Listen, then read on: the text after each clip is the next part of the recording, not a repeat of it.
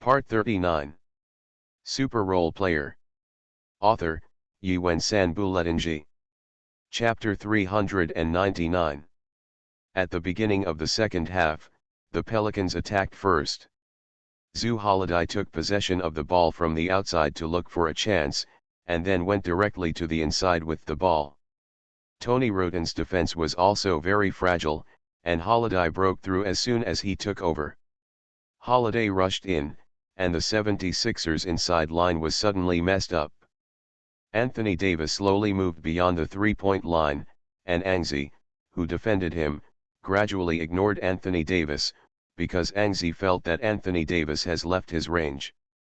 Angzi sullenly rushed into the inside line to make up the defense, but Zhu Holiday suddenly came to pass the ball from behind, and the basketball flew straight into the hands of Anthony Davis.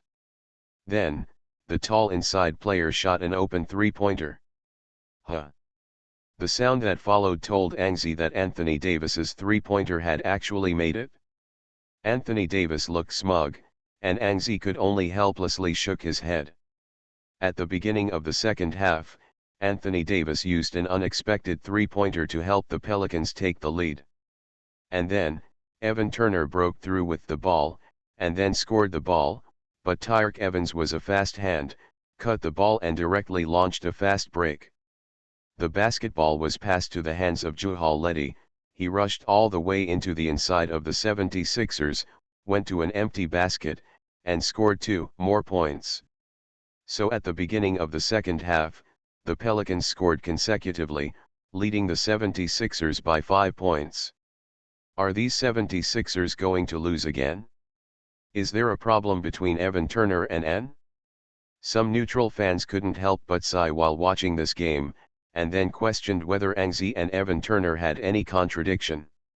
However, just looking at the first 2 goals in the second half, Angzi's defensive mistakes led to the loss of points. Evan Turner's passing errors caused the 76ers to lose points in a row. There was a problem with the two of them. It seems that there are indeed some problems, but Angzi is very clearly, his own defensive error just didn't expect Anthony Davis to shoot a three-pointer, and Evan Turner's pass error was just a mistake. It's not a big deal to be 5 points behind, but the 76ers have to get serious. The game continued. After the Pelicans scored 5 points in a row, Angzi asked for the ball again. At this time, he had to stand up. Eric Gordon came up very carefully to defend Angzi. He was blown by Angzi in the first half, but the Pelicans are really no good perimeter defensive players. They can only be like letting Eric Gordon defend Angzi.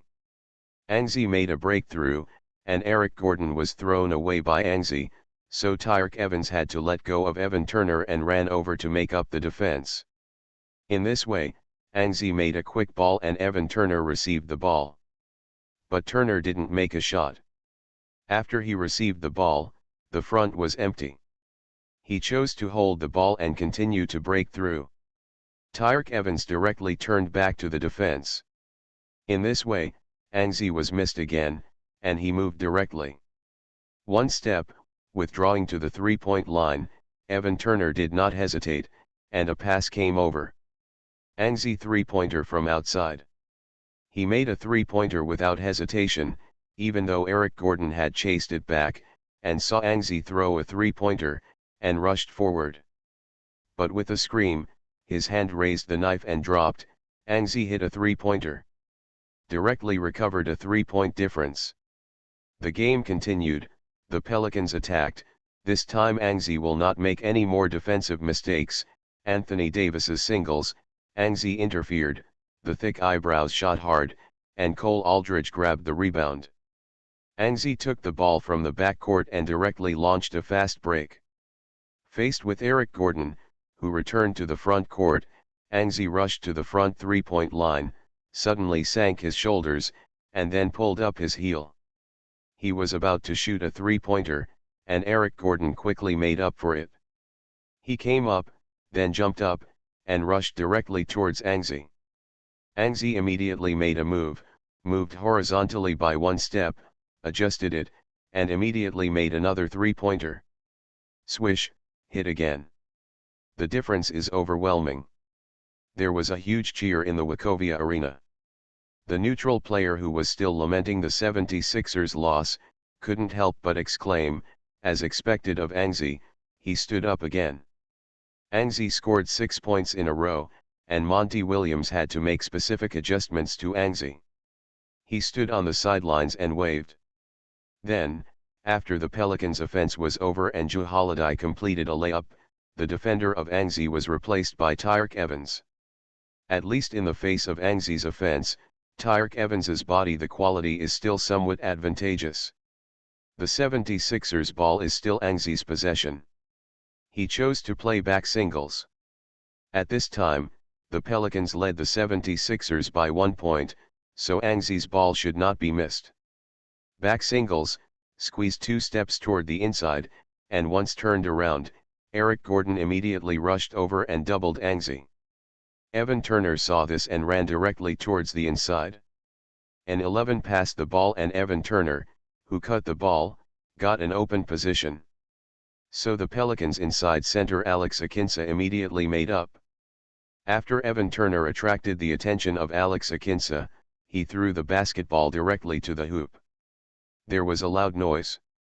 Inside, Cole Aldridge received the basketball in the air and slammed the basketball directly into the hoop, making an empty dunk. Krychowiak shouted, "Cole Aldridge's dunk, beautiful." The 76ers went ahead again. After several rounds, Anxi and Evan Turner played a beautiful match, so people suddenly discovered that it was not that Anxi and Evan Turner had a contradiction, and the opening error was just a mistake, and there was no big problem at all. And Brett Brown on the sidelines also laughed. Even if the game does not win, he does not matter, because he found that after removing one of Evan Turner and Kawhi, the team's performance recovered. Which means that the problem that has plagued the 76ers in 5 games has been resolved. The game continued. Anxi made another contribution to the defensive end. Tyreke Evans held the ball, and the outside line and Anthony Davis came with a pick-and-roll cooperation. Anxi replaced Tyreke Evans and Anthony Davis formed it. With misplaced defense, Davis with heavy eyebrows directly suppressed Evan Turner with his physical advantage. So Tyreke Evans wanted to pass the ball. As soon as the passing hand was stretched out, Anxi's steal once again showed off, and with a snap, he directly cut off the basketball in Evans's hand. Then, amidst the cheers of the audience at Wachovia Arena, Anxi yelled, "Fast break." Then he ran towards the front court with the ball. Rushing to the front court, an 11, who was standing beyond the three-point line, threw the basketball directly to the basket in an extremely strange posture. Air pickup.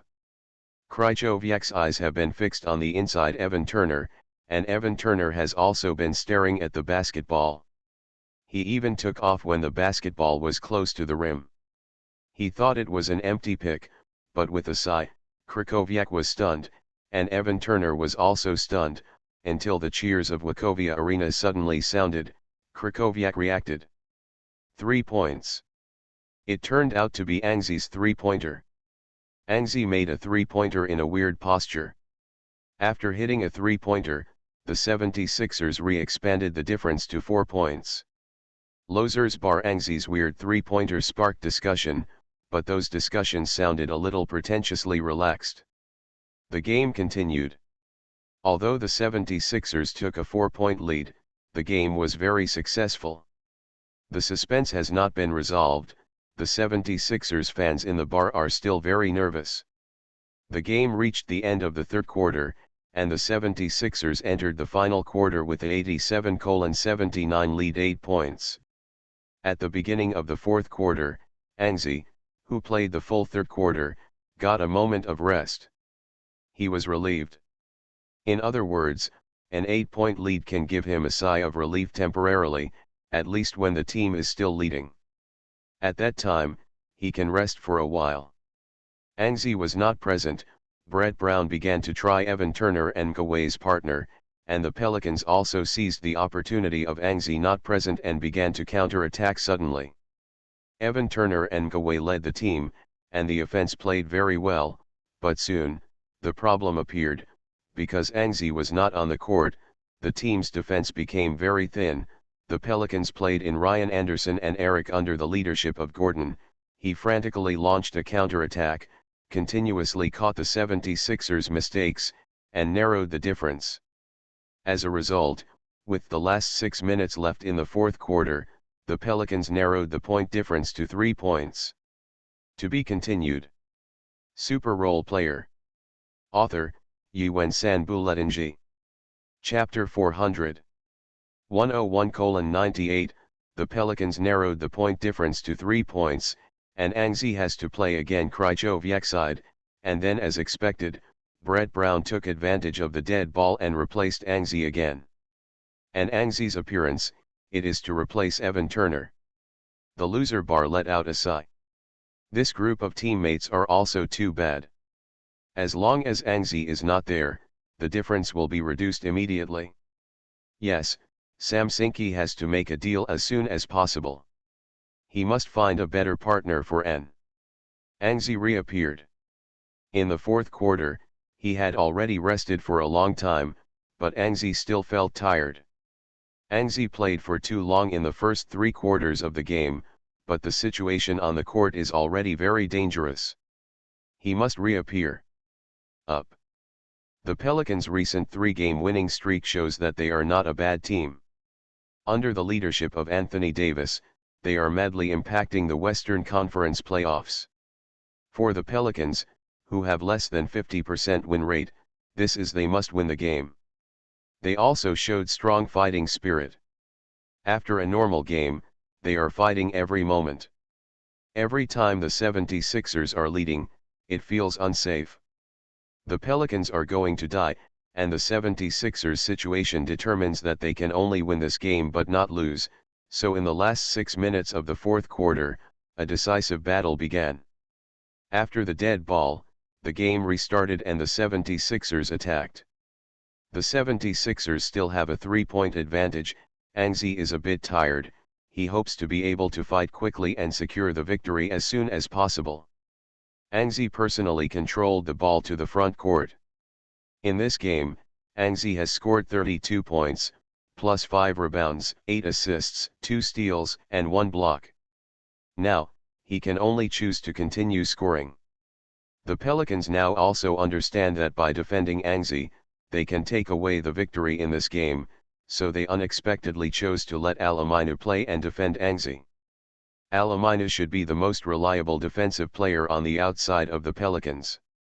When Angzi held the ball just beyond the 3-point line, he stubbornly posted it and stuck to Angzi firmly, which made Angzi feel it. With some pressure, the Pelicans' defensive intensity increased again in the final moment of the battle. Angzi didn't waste time either. A crotch dribble came directly from the outside line, and then he took a step back. Alaminu took another step forward. Angzi suddenly accelerated, squeezed Aminu and rushed into the 3-point line. When Aminu returned to the defense, Angzi suddenly took another cross step, shook Aminu away in a fake motion, directly connected to a retreat step, stepped 24 feet away, and took off in 1 step. There was a scream from the sidelines. Angzi made a completely empty 3-pointer, and fell into the basket with a scream. With a bang, the entire arena seemed to vibrate. Krychowiak roared in the sky of cheers. Angzi. Great. His 3-pointer is in. It's. The 76ers are leading by 6 points again. They are still leading by 6 points. Lost in a row. Us. To end the losing streak. The losers' arena shouted in unison, "End the losing streak! End the losing streak! Victory! Victory!" The Pelicans attacked, the cheers dissipated like a tide, and there were bursts of unison shouts from the sidelines. Defense! Defense! Defense! Wachovia Arena is like a rainbow. After 5 consecutive defeats, the 76ers are determined to win this victory. The Pelicans moved the ball from the outside. Tyreke Evans broke through with the ball. Angzi doubled over. Evans wanted to divide the ball. Angzi interfered. The pass was suddenly missed. and the basketball flew out of the sideline. The referee blew his whistle, the ball went out of bounds, the 76ers ball. The Wachovia Arena burst into cheers again, and Tyreke Evans was dumbfounded. He ran to the referee, constantly defending, saying that Anzi had touched the ball. So the referee ran to the sidelines and watched the video for a while. There was a boo in the arena. The 76ers fans thought the result was clear. Anzi did not touch the ball, that is, the Pelicans passed out of bounds. The ball should belong to 76 people. Anzi akimbo, waiting for the referee to determine the result, he can be sure that he did not touch the basketball. After a while, the referee repeatedly confirmed through slow motion that Anzi did not touch the basketball, and then blew the whistle again, pointing his hand to indicate the 76ers' possession of the ball. There was cheers in the arena. With a 6-point difference, the 76ers got the opportunity to continue to expand the difference. Anzi held the ball in the front court and resolutely hit Alamainu with his back. After a turn, he shot a jumper with a scream. Again. An 8-point lead. With the final 5 minutes left in the game, the 76ers are expanding their lead. The losers bar was cheered, and there was a sigh of great anxiety. The Pelicans continued their offense. Under the crazy atmosphere of the home court in Wachovia Arena, their morale has weakened and the pace of offense has slowed down. Tyreke Evans has the ball from the backcourt and slowly moves towards it. Advance forward. Anzi saw the appearance of Tyreke Evans, he did not hesitate, and rushed over with the ball, and then entangled Tyreke Evans. At the loser bar, at this time a classic commentary of later generations sounded on the TV, from Krychowiak, and posted Tyreke Evans, and he started defending directly from the backcourt. Tyreke Evans's cross step, he is trying to avoid Anzi's pressing defense. Anzi blocked him and stretched out his hand to steal it. No. I didn't get it. Oh no. Anzi is still robbing, he is a little impulsive, so defense won't work. Continue to grab. Tyreke Evans is trapped. Steal. Anzi actually steals Tyreke Evans. Very aggressive defense. Anzi snatched the basketball from Tyreke Evans. This is a death steal. Krkovic yelled excitedly, but at this moment, no matter whether it is Wachovia Arena or Losers Bar, he can't hear his shouting anymore. An 11 directly grabs snatching the basketball from Tyreke Evans. This is an incredible steal. The cheers exploded, the Wachovia Arena boiled, and there were more screams and shouts of "Long live Anzi." The entire Wachovia Arena was like an explosion, in chaos and at the same time. It's enthusiastic. With a bang, Anzi completed a buckle in the front court after the steal, and the cheers became louder. After Krkovic's excitement, his voice was a little hoarse. Anzi's fast break dunk was successful. The 76ers lead the Pelicans by 10 points. We are about to win the game. After the fast break dunk, the 76ers were already in awe. They blocked the Pelicans' offense again on the defensive end, and then turned around to make a three-pointer. Then, the 76ers continued to show their power and continuously expanded the score. Soon, the game came to the final 20 seconds, and the 76ers controlled the ball and spent the last 20 seconds. When the buzzer of the final timer sounded, an 11 slumped on the court, feeling extremely tired. To be continued. You are listening to Novels at Bless Up channel. Wish you happiness and luck. How do you feel about this novel? Please like and leave a comment. Super Role Player. Author, Yuen San Buletinji. Chapter 401. 122:109. With the explosion in the last 6 minutes, the 76ers secured the victory of the game. They won the 18th and the Pelicans with 13 points. This is a wonderful victory, and 11 was still sitting on the floor on the sidelines. Krychowiak began to slowly summarize the game. Anzi, he is the biggest contributor to the 76ers' victory in this game. No one can match him. Today he is the best in the league. At the end of the game, Anzi scored a game-high 46 points. Plus 7 rebounds. 10 assists, 5 steals, and 1 block. Today he saved the 76ers alone. This victory allowed the 76ers to end an embarrassing 5-game losing streak, and from this victory, the 76ers will announce that they are here. Anzi was lying on the floor, not wanting to move for a long time. At this moment, a pair of thick black hands reached out to Anzi. Anzi froze for a moment, then raised his head and glanced up. It was actually Evan Turner. An 11 was not polite, grabbed Evan Turner's hand and stood up directly. "Evan, how is the feeling of victory? Is it particularly good?" Anzi didn't think too much. He grinned and looked at the 76ers fans who still didn't want to leave on the sidelines, and said happily. Evan Turner nodded, "Yes, it feels good to win. I hope we can always win." What Anzi didn't know was that Evan Turner really began to recognize and even convince Anzi that it started from this game. Anzi naturally saw Evan Turner's complicated mood, and Evan Turner's condition this season is also very good. The battle for the boss in Philadelphia is actually not as simple as imagined. Even though Evan Turner gave up the position of the boss, but always regaining the position of the boss, but from the beginning of this game, the 76ers can only be the boss of Anzi. Anzi didn't say anything, he just said silently in his heart, "If you compare the Lakers with the 2 championships back then, I am Kobe, and Evan should be Lamar Odom, right?" The game is over, the 76ers have won, and the 5-game losing streak is over. Under the new rotation policy, a new 76ers have also appeared. After the game, Anzi did not accept any interviews. He felt that it was unnecessary. This victory was enough to prove a lot. He didn't want to run in front of reporters to emphasize what we have strength, we will work hard, and our goal is the playoffs. Up. The victory of the Sixers has caused a certain degree of heated debate in North America. The question revolves around the victory of the Sixers, so will they continue to win? Or the 76ers won and they ended their losing streak, but did they really recover?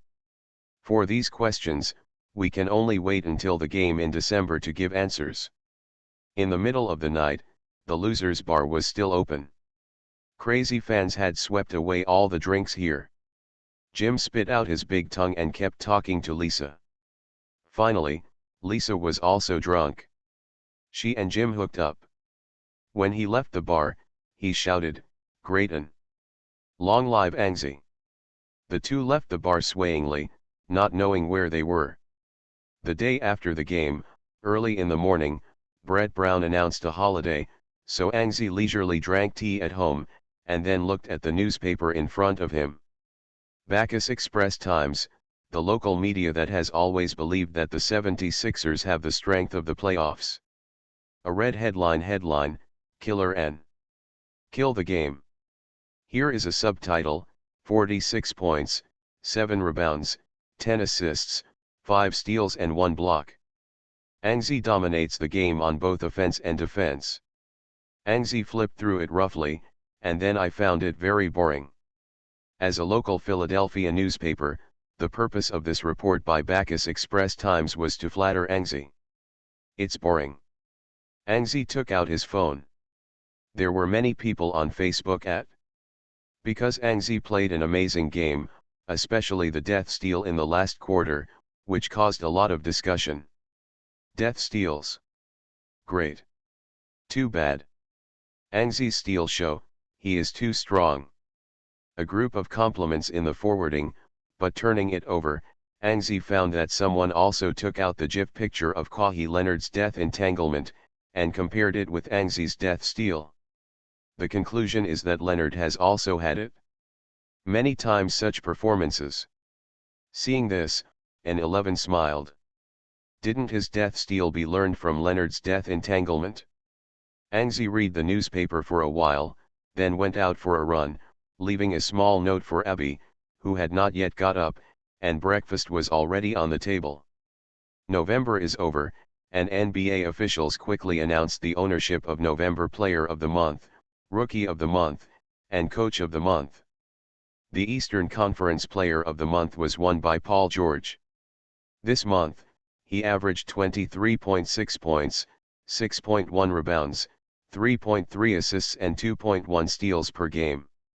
The data was not significant. Paul George won with the outstanding performance of the team in November. This honor. The Western Conference Player of the Month was won by Kevin Durant. In November, he averaged 28.0 points, 7.9 rebounds, 5.1 assists and 1.2 steals per game. The Eastern Conference's Coach of the Month was won by Frank Vogel of the Pacers. In November, he led the team to an excellent record of 15 wins and 1 loss and only lost 1 game. The Western Conference's Best Coach of the Month was won by Greg Popovich. His Spurs achieved a record of 14 wins and 3 losses in November, ranking first in the Western Conference. The Eastern Conference's Rookie of the Month is Mkaway. There is no suspense. Mkaway averaged 17 points, 7 assists, 5 rebounds and 3 steals in November, showing amazing strength. The Rookie of the Month in the Western Conference pales in comparison. Kings' Ben McLemore received this honor, but he averaged only 9.1 points and 2.9 rebounds per game. It looks like this year's rookie.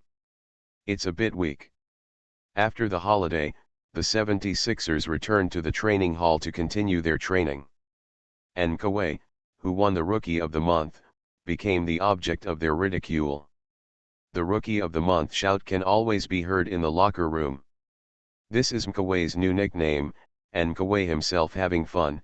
This season, in terms of his performance, he can be regarded as successful. Rookie of the Month, we are going to Detroit. What do you think of the Pistons? On the plane to Detroit, Thaddeus Young rolled up a book and pretended to be a reporter interviewing Mkaway. Mkaway smiled and went weird with Thaddeus Young.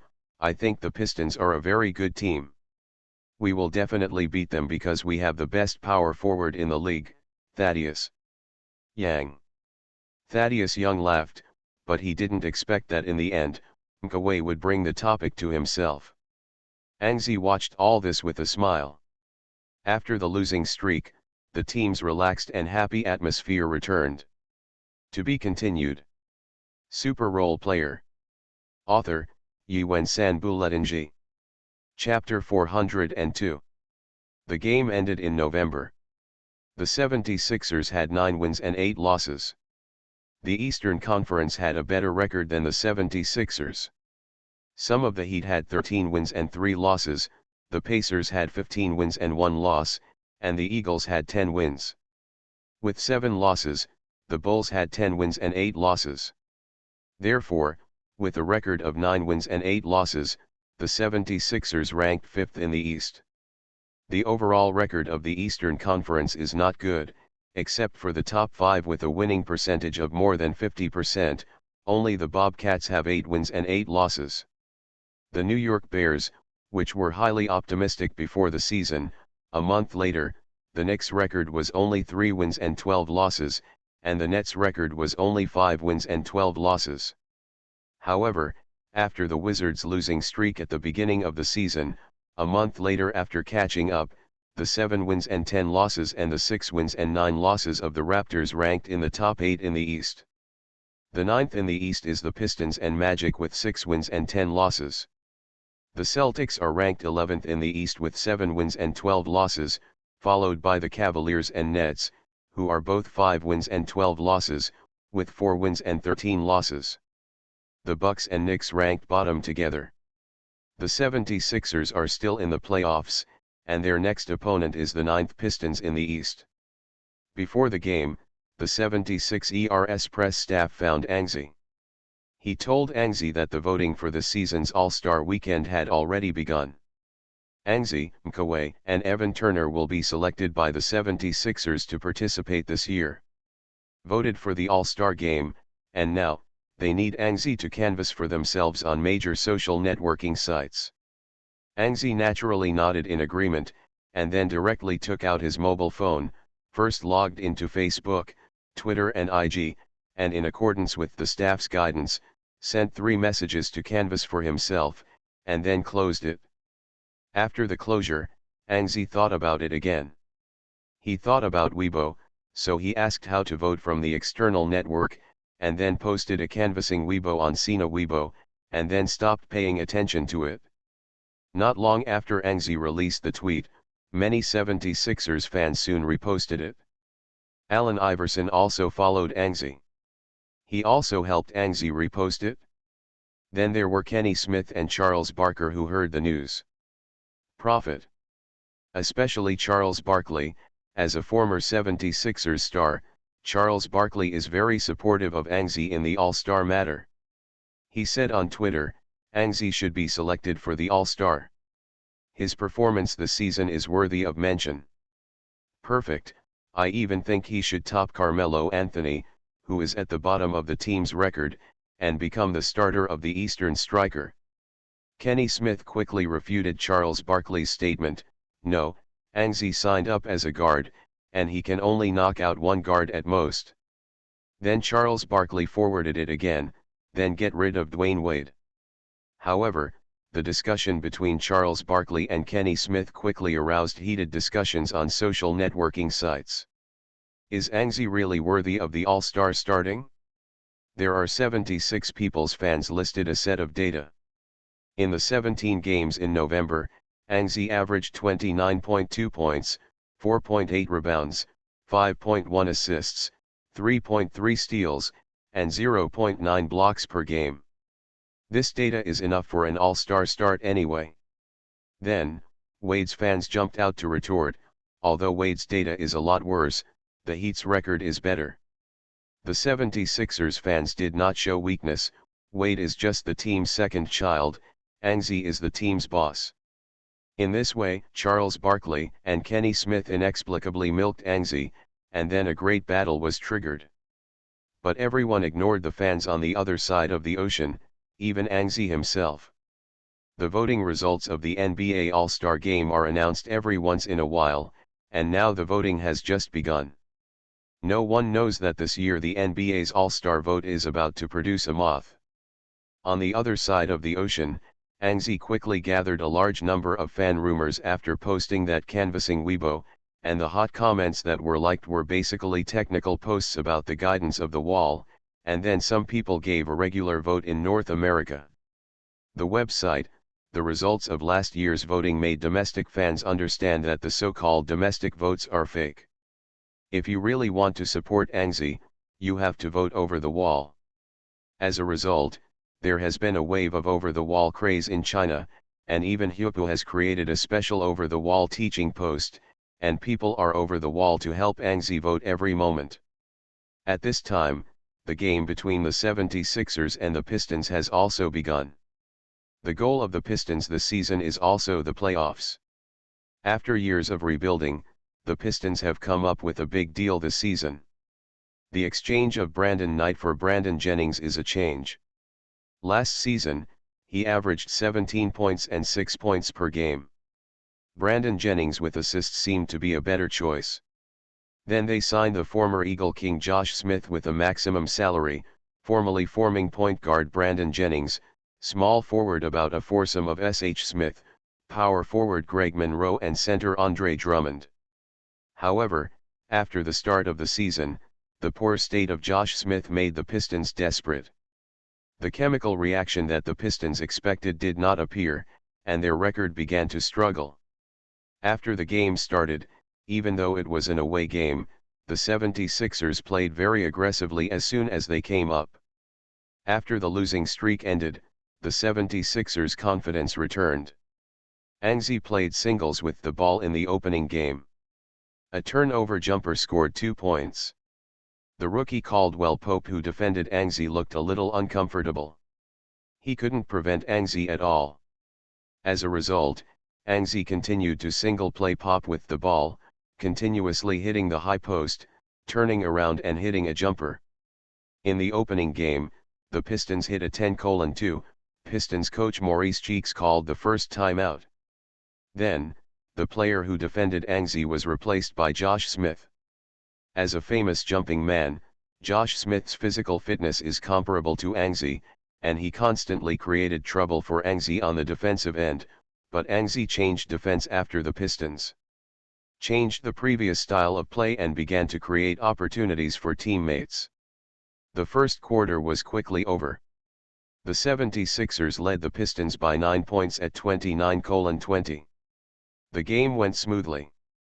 The 76ers suppressed the Pistons from the beginning. The 76ers played so beautifully in the first quarter. It looks like they are going to win 2 games in a row. The 76ers fans who stayed at home to watch the away game showed a smile, and it looked like the 76ers walked up after a victory. On track. The second quarter started quickly. Encouraged by Maurice Cheeks, the Pistons quickly began a counterattack. Josh Smith dunked inside, then turned around and risked Evan Turner's layup and launched a fast break again. After scoring 2 points, the 76ers' 9-point advantage was quickly reduced by the Pistons. At this time, Brett Brown called a timeout, then waved his hand and replaced Anxi. Anxi played the first ball.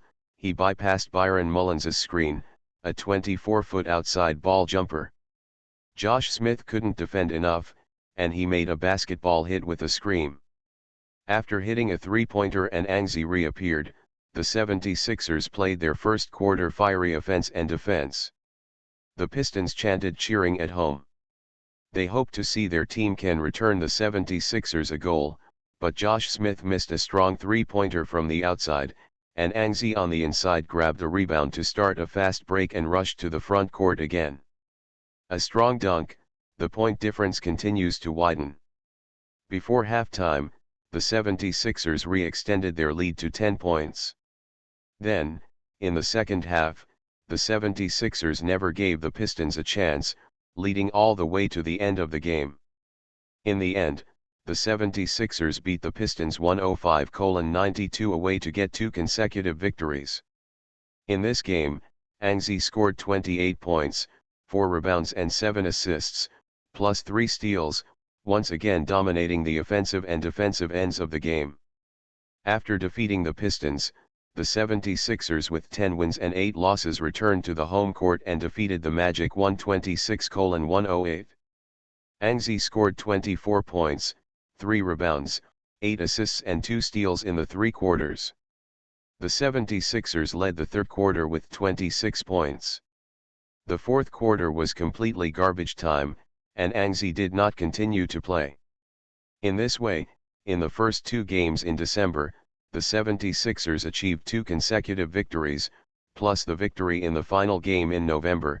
The 76ers maintained a 3-game winning streak, and the state became hot again. On December 6, the 76ers went away to challenge the Bobcats. The Bobcats have emerged this season and occupy the top 8 positions in the East. The core players of the team, Kemba Walker and Al Jefferson, are in hot form, and their records are also step by step. Before this game, their record was 10 wins and 9 losses. Compared with the 76ers with 11 wins and 8 losses, it was only 2 wins less. The rankings of the 2 teams in the East are also up and down, and the 76ers are ranked 5th, the Bobcats rank 6th. In Charlotte's away game, if the 76ers want to win, they have to deal with Al Jefferson on the inside and Kemba Walker at the point guard, but Al Jefferson is a bit difficult, though Cole Aldridge, after putting on the starting lineup, he performed well, but it is still somewhat difficult to expect him to withstand the kaleidoscope of inside offensive Al Jefferson.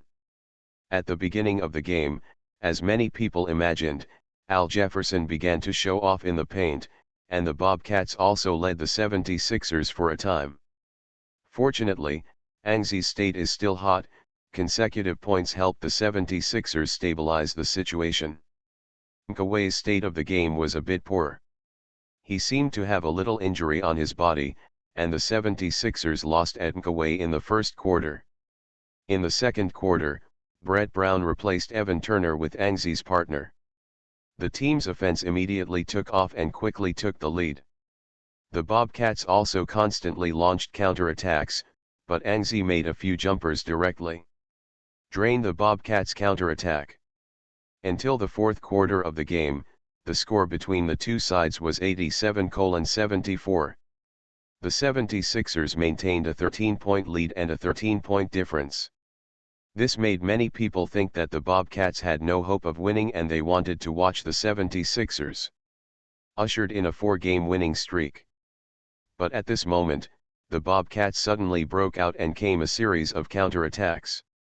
Steve Clifford's coaching style is like this. His team is always full of passion.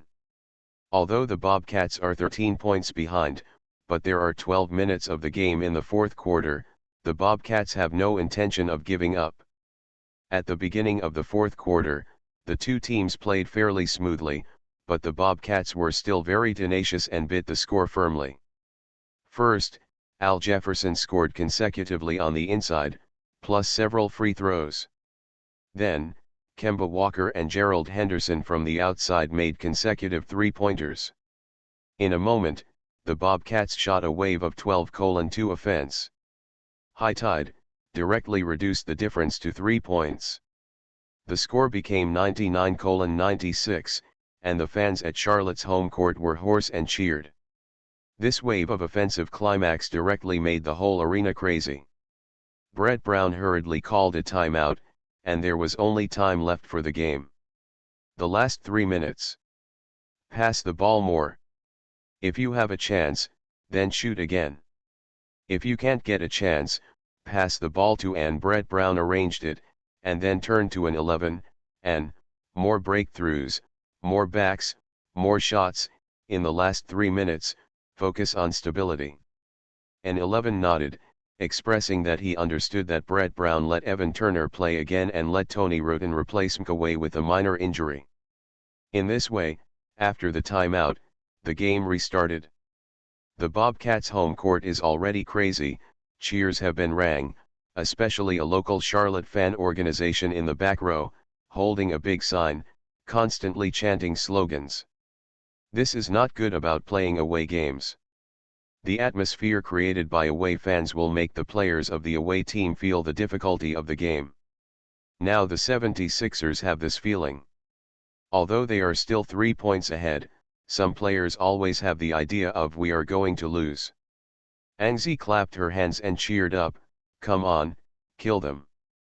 Then, take the lead and rush to the court first. The first ball after the timeout was in the hands of the 76ers. Evan Turner slowly advanced from the backcourt to the front court, and then handed over the basketball to Angie after halftime. At the critical moment, Evan Turner chose believe in Angie unconditionally. Angie's offense was very determined, and the 76ers could not lose the ball anymore, so Angie thought about it, and he started to move to the left. Defending Angie is Michael Gilchrist, a second-year student who is extremely good at perimeter defense. It was a bit uncomfortable for Angie to be defended in this game. The 76ers were unable to secure the victory until the end. It was all related to the existence of McGee. Gigi completed the defense of Angie perfectly. So far in the game, Angie has only scored 18 points, which is the lowest score in these games. In addition, there are 6 rebounds, 7 assists, 2 steals and 2 blocks. All the data in all, Angie's performance in this game is still very good. In the face of McGee's defense, Angie controlled the ball twice, followed by a cross step, speeding up and directly wiping McGee. An exclamation sounded from the Time Warner Center, and McGee hurriedly turned around and ran after him. With a bang, Angie's sneakers rubbed quickly against the floor, and he stopped abruptly. McGee hurriedly turned around, jumped up and jumped on it. Angie added another step backward, took a step backward and took a jump shot. Swish! The Time Warner Center burst into exclamation. Angie's emergency stop and a step back jumper. The goal is in. The 76ers lead by 5 points. Angie's jump shot after a sudden stop is also considered to be one of his tricks, but with the back and backward jumpers, Angie used less, and now at the critical moment, Angie used it again and hit it directly. McGee was caught off guard. The 76ers led by 5 points, with the final 2 minutes and 39 seconds left in the game. The Bobcats attacked, Kemba Walker made a quick dribble, and then directly accelerated to the inside, flashed through Cole Aldridge's block, and the layup was successful. The Bobcats once again cheered at home. Kemba Walker's entry the ball kept the Bobcats' hope of winning. The game continued, the 76ers attacked, Anzi continued to take the ball, this time he chose to take the ball with his back. As Anzi's most threatening offensive method, the Bobcats are naturally close to their enemies. In addition to McGee's single defense against Anzi, Gerald Henderson also deliberately or unintentionally leaned towards Anzi, and Anzi squeezed into the inside. Turning around and shaking his shoulders, Gerald Henderson couldn't hold back anymore and directly made up for it. Seeing this, Anzi hit the ground and passed, Evan Turner cut into the inside line, Al Jefferson made it up again, and the Bobcats' inside line was in chaos. Evan Turner didn't stick the ball either. It was another pass. The insider Cole Aldridge pulled up directly. He scored 2 points and kept the point difference at 5 points. After the ball was played, only the last 2 minutes of the game were left. The Bobcats made another quick offense, but McGee missed the shot and Anzi grabbed the rebound and took the ball to the front court. The 76ers began to waste time, and the Bobcats began to be impatient, but Steve Clifford still did not issue foul tactics orders. He kept shouting from the sidelines, asking his players to increase the intensity of the defensive end. At the critical moment, the Bobcats players began to run frantically to fill every vacancy on the defensive end. The 76ers offense also stalled, Anzi once again asked for the ball, McGee posted it. However, Anzi, who had just received the basketball, didn't make any adjustments and jumped up. Under the lights of the Time Warner Center, amidst the exclamation of the Bobcats fans, he made a three-pointer. Anzi's three-pointer passed a perfect arc and fell straight into the basket. Go in. The Bobcats fans have been dumbfounded. According to Turner Sports Commentary, this three-pointer directly killed the game. With a three-pointer, the 76ers lead the Bobcats by 8 points. Steve Clifford called a timeout. With 1 minute and 27 seconds left in the final game, the Bobcats must make their final fight. Next, let's play like this. Steve Clifford carefully laid out the tactics for the next goal. The next goal is the key to the Bobcats. Only by scoring can they retain their hope of winning. After hitting this goal, regardless of whether it is scored or not, start foul tactics immediately. After the timeout, Kemba Walker started to control the ball from the outside. He didn't waste any time. He took a quick step, rushed to the three-point line, and pulled up the shot directly. The Bobcats fans on the sidelines opened their mouths, waiting for the result of the ball. Kemba Walker. His three-pointer, the on-site commentator also opened his mouth and shouted. With a sigh, the on-site commentator directly yelled out a classic nickname, Kembalivable. With a bang, Time Warner Center fell into madness. The goal is scored. The goal is scored.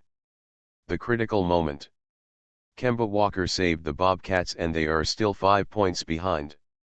But they still have the hope of winning. The Turner Sports commentator also seemed very excited, at the critical moment. This is how the big heart plays, and it always makes people bloody.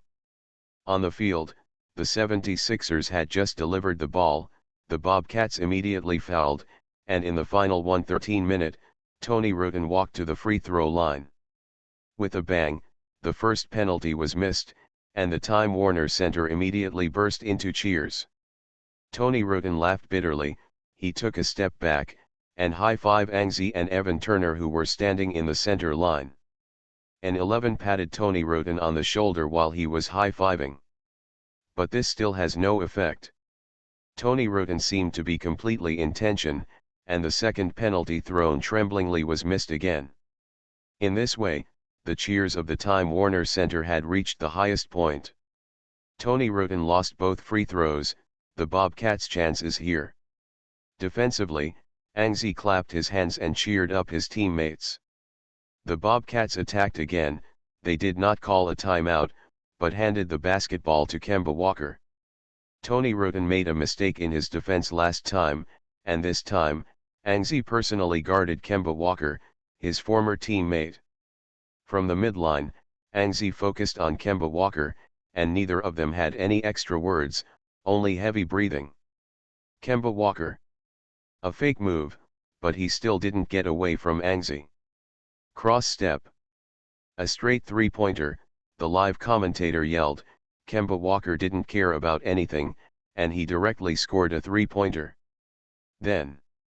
Swish. The ball is scored. What a special score. Kemba-livable. A shot against the sky. As expected of Kemba Walker. Anzi was a little helpless. In fact, he had already defended the ball very well, but it was a pity that Kemba Walker still scored. A jump shot in a sky-defying movement was directly pulled up. In order to avoid Anzi's interference, he also had a lot of trouble. With a large backwards range, the result, still entered. 2 points. The last 2 points are left, and there are only 57 seconds left in the game. Anzi clapped his hands helplessly, and then continued to boost morale. Brett Brown called a timeout, arranged a little, and then asked Anzi, who was the most stable free throw in the team, to catch the ball. After the timeout, the 76ers served in the front court. The Bobcats used a pressing defense to prevent the 76ers from receiving the ball.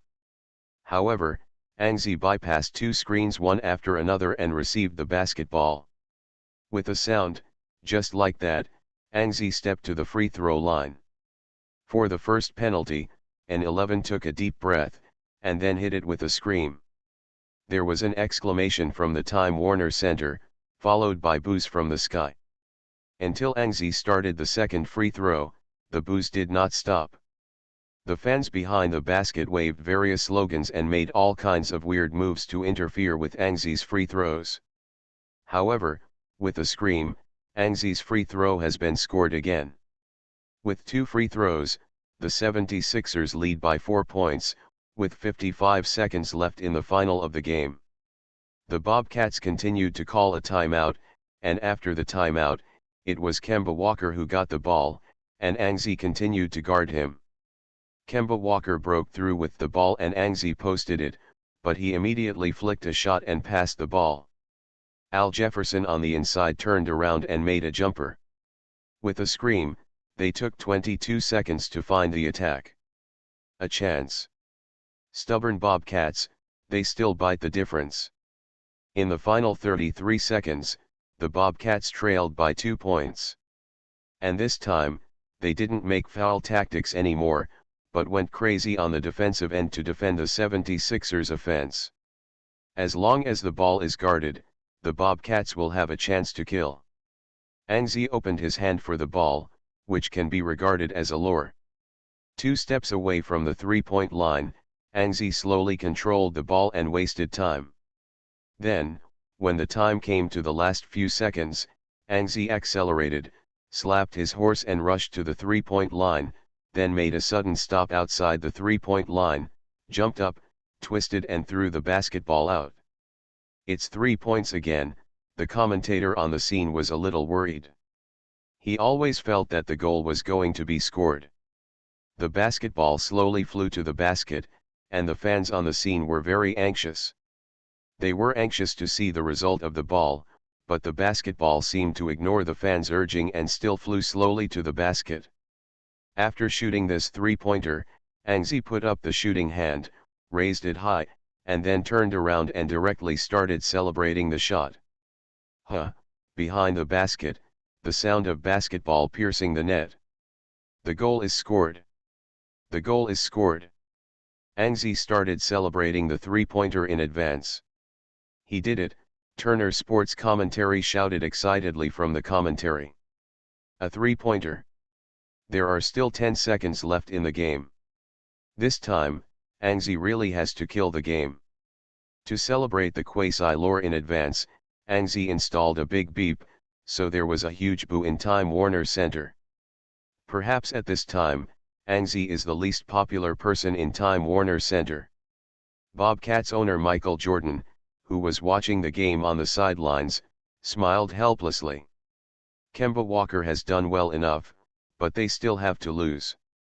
He squinted his eyes, and he increasingly believed that Anzi, a player, will have no limit in the future, starting from the signing of the sneaker contract with Anzi. The Bobcats called out their last short timeout. They were already tenacious enough for this game, but they met a more tenacious heart, a strong Anzi. After the timeout, Kemba Walker made a quick shot and ended up with an iron. In this way, the game ended. The 76ers narrowly beat the Bobcats by 5 points and won a wave of 4 consecutive victories. And Anzi scored 28 points in the game, plus 7 rebounds, 7 assists, 2 steals, and 2 blocks to win the game again. After the game, Anzi and Kemba Walker exchanged greetings for a while. The two old college teammates have not seen each other for a long time. Kemba Walker has made considerable progress this season. Compared with the previous season, although his data is not much. However, Kemba Walker has played more rationally, and he can always stand up at critical moments. Anzi's batch of draft picks gradually stepped onto the stage one by one, and Anzi was also very moved.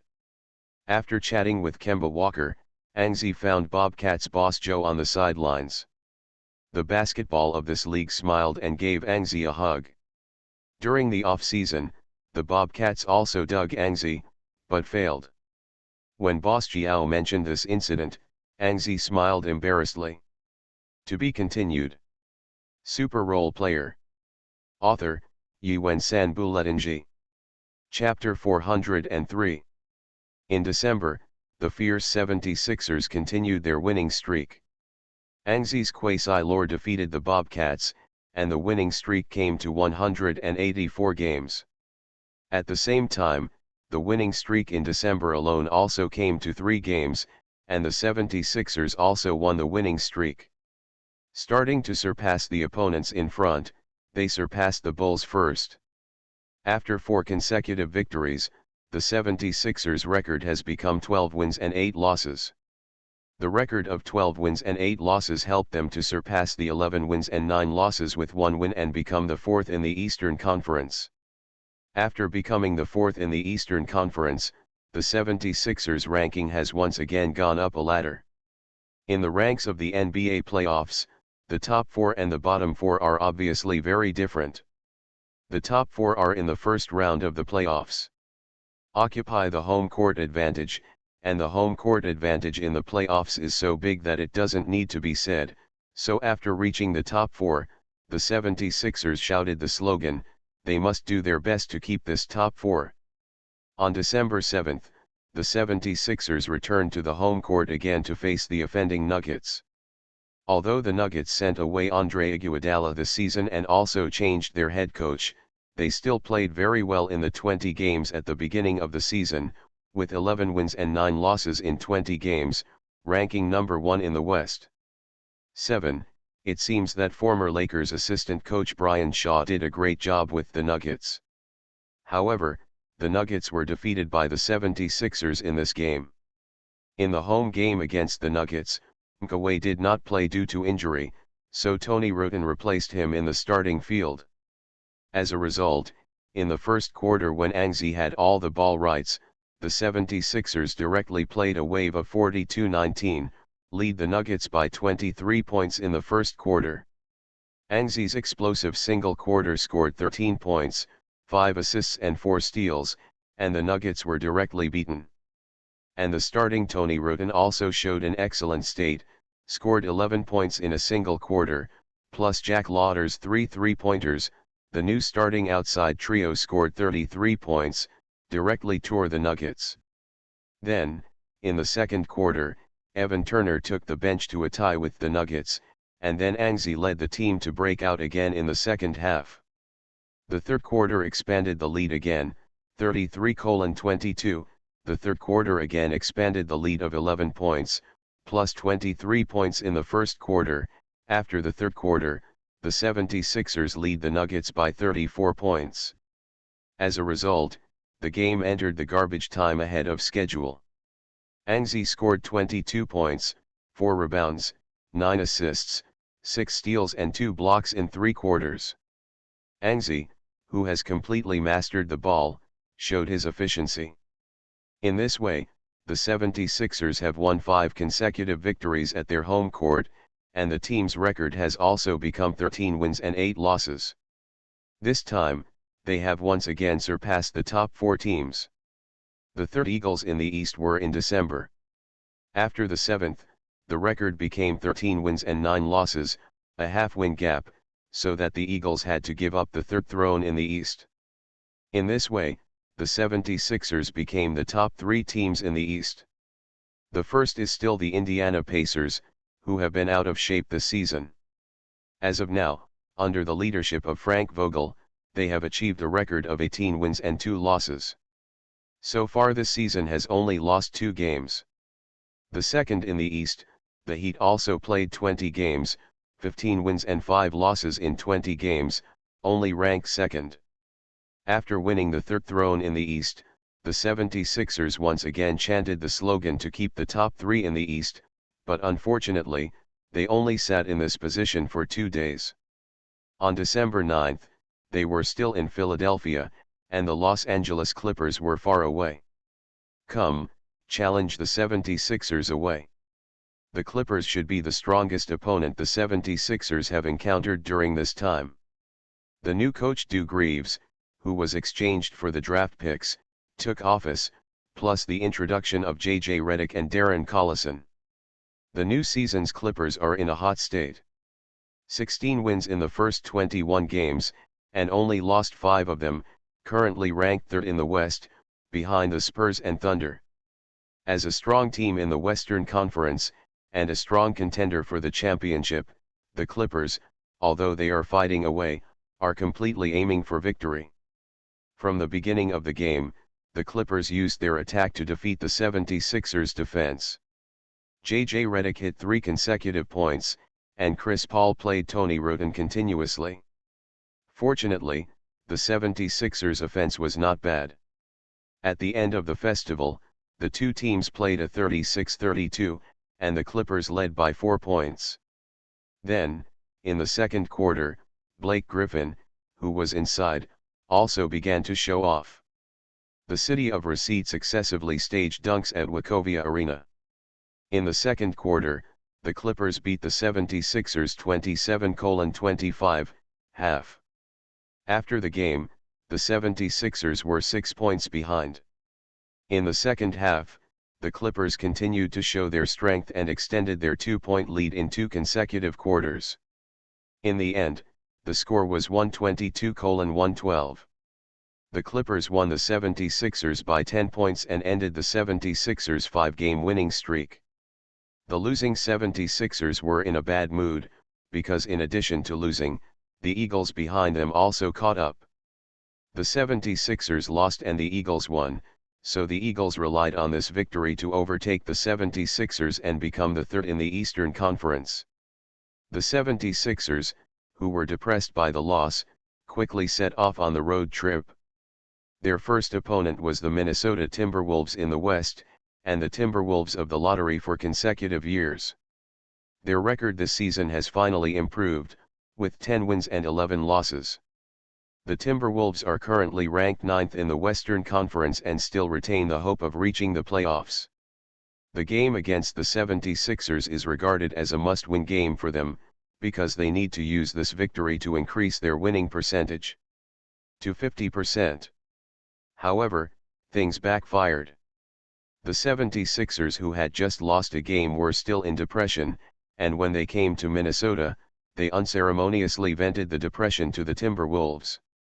Under the gaze of the Timberwolves players' resentful eyes, the 76ers played successive small climaxes, and offensive waves such as 10:2, 7:0, and 6:0 were not uncommon. By the end of the third quarter, the 76ers, who showed no face, directly turned the score into 88:56, leading by 32 points in the third quarter. The superpoint difference of 32 points in the 3 quarters made the Timberwolves have no idea of chasing points. They replaced all the main players and gave up the game. and the 76ers finally vented the depression of losing the last game. In the fourth quarter, several main players were talking and laughing on the bench. The Timberwolves fans on the sidelines were depressed for a while, and they soon sent a boo. In this way, after the end of the game, the 76ers won another victory. The 76ers with 14 wins and 9 losses tied with the Hawks in terms of record. After playing the Timberwolves, the 76ers rushed to Toronto. The last time the two teams met, the 76ers were at a low point, so they lost the game. This time the two teams met, the 76ers did not hesitate and took the lead from the beginning of the game. The lead was maintained until the end of the game. In the end, a 108-100 away win over the Raptors was another two-game winning streak.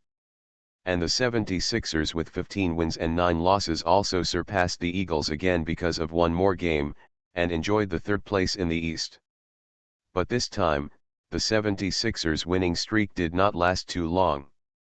Back at home, they were defeated by the Blazers, and the two-game winning streak ended. Fortunately, the Hawks also lost subsequently. The record of the two teams is still the same, 16 wins and 10 losses. And then, on December 16, the 76ers continued to play at home, and their opponent in this game happened to be the Eagles. The Eagles arrived a day earlier, and Mike Budenholzer appeared directly in the 76ers training hall. Fortunately, the 76ers training was over at this time, otherwise Brett Brown would have to denounce him for spying on the military.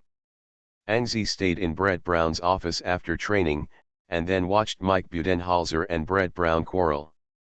The content of the bickering is naturally related to the game. Mike Budenholzer was fierce. He said that the Eagles will definitely win at Wachovia Arena, and he will take the Eagles to complete a double kill against the 76ers. As a result, Brett Brown was not convinced. "Don't dream, Mike, there is only one winner in the end, and that is the 76ers.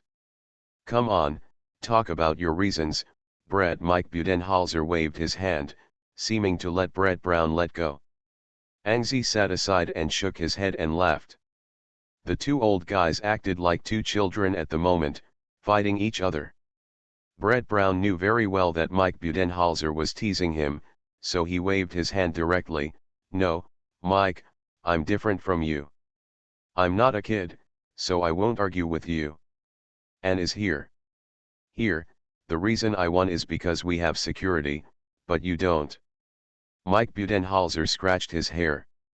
This is what he regrets most. Now that Brett Brown has come out to say it, Mike Budenholzer is a little bit irritated. What about N?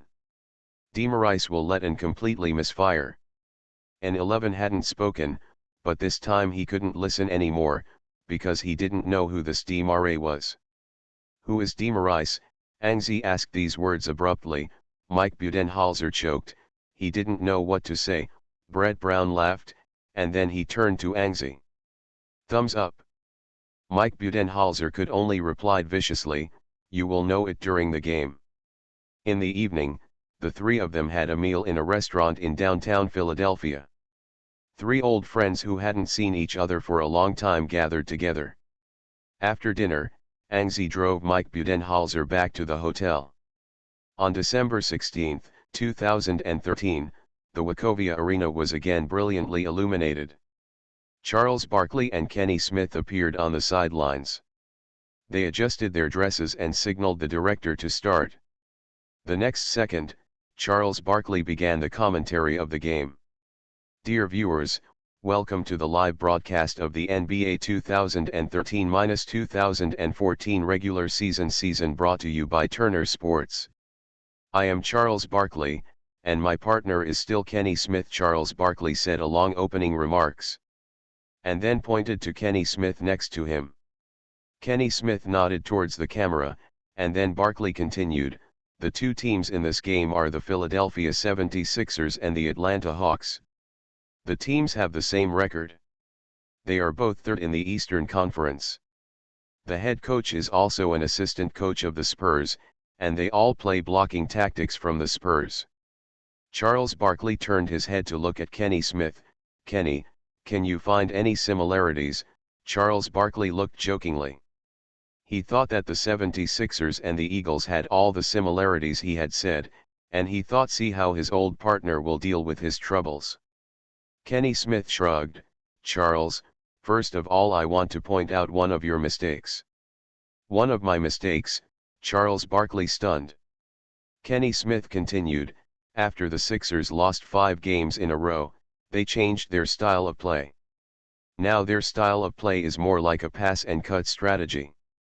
They mainly rely on Angie's personal ability to open the situation. It has nothing to do with pick and rolls. It's not a blocking tactic." Charles Barkley looked embarrassed, and he started to talk aside. "That's it. Well, let's take a look at the referee of this game." The NBA referee committee of this game sent Stephen Javi as the referee of the game. The 2 deputy referees are Lauren Hotcomp and John Gebel.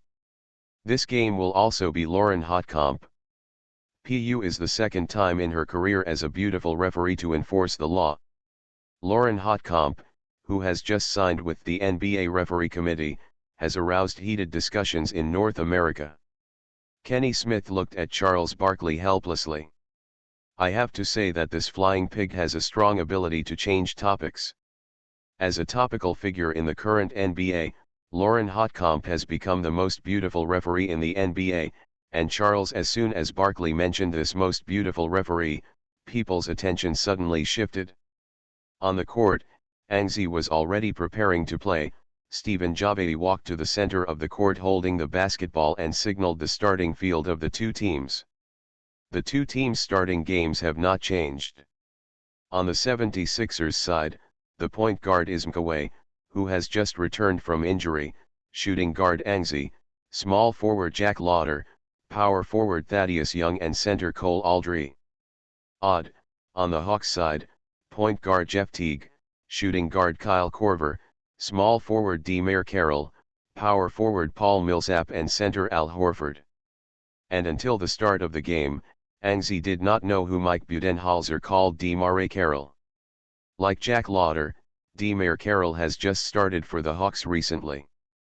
The previous starter was Lewis Williams, and DeMar Carroll relied on a perimeter three-pointer and a defense to counter-attack the Hawks. Of the starter, both sides jumped the ball. Cole Aldridge won the ball back. The game officially began. In the 76ers offense, Michael McCarthy was in possession of the ball, and Jeff Teague was defending him. And Angie was posted to death by DeMar Carroll as soon as the game started. This kind of treatment close to the defense, Angie has to enjoy almost every game this season. DeMar Carroll's defense is quite aggressive.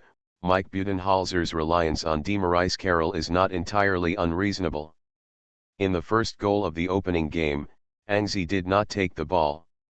Mkaway held the ball and attacked Jeff Teague. Jeff Teague's defense was not good. He was passed by Mkaway, but Mkaway broke into the inside. When he started the layup, he suddenly found that Al Horford's defense had come up. Jeff Teague followed by double teaming, and Mkaway was immediately surrounded. He wanted to pass the ball, but as soon as the pass button was pressed, it was cut off by Jeff Teague. The 76ers' first attack came back without success. Jeff Teague, who cut the basketball, slowed down in the back court, and then advanced to the front court with the ball. The Eagles, who insist on the Spurs' blocking and cutting methods, have also gained a rhythm advantage, that is, they can be fast or slow. Against the 76ers, a fast-playing team, the Hawks' style of play is completely procrastinated. Slow pace, trying to prevent the 76ers from hitting a fast break. Jeff Teague's defense is average. Mkaway's defense is even worse, so Jeff Teague hit the front court, and after a while outside control, he directly accelerated past Mkaway and rushed to the inside. Aldridge completed a layup before making up the defense. He made a layup, but the Eagles took the lead. The 76ers started the second offense of the game.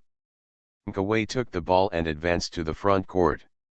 Angie arced top position and Mkaway came to a cross position, one hand to cooperate, and the basketball came to Angzi's hands. Angzi, holding the ball, faced Jeff Teague, who was changing defense, and swayed directly with a cross step, shook Jeff Teague away, and slammed a big step to the right, and shot a jumper directly. With a sigh, Wackovia's long-suppressed cheers burst out. Goal in. Angzi also scored 2 points in the opening game. The game continued, the Eagles attacked, Jeff Teague held the ball to the front court, and then broke directly. After attracting the defense, the ball was divided to the outside Kyle Korver. Korver receives the ball, and the league's super three-point shooter opens his hand to make a three-pointer. Jack Lauder fought hard, stretched out his big hand and pointed directly at the basketball. Korver immediately changed his movements in the air and switched to passing the ball.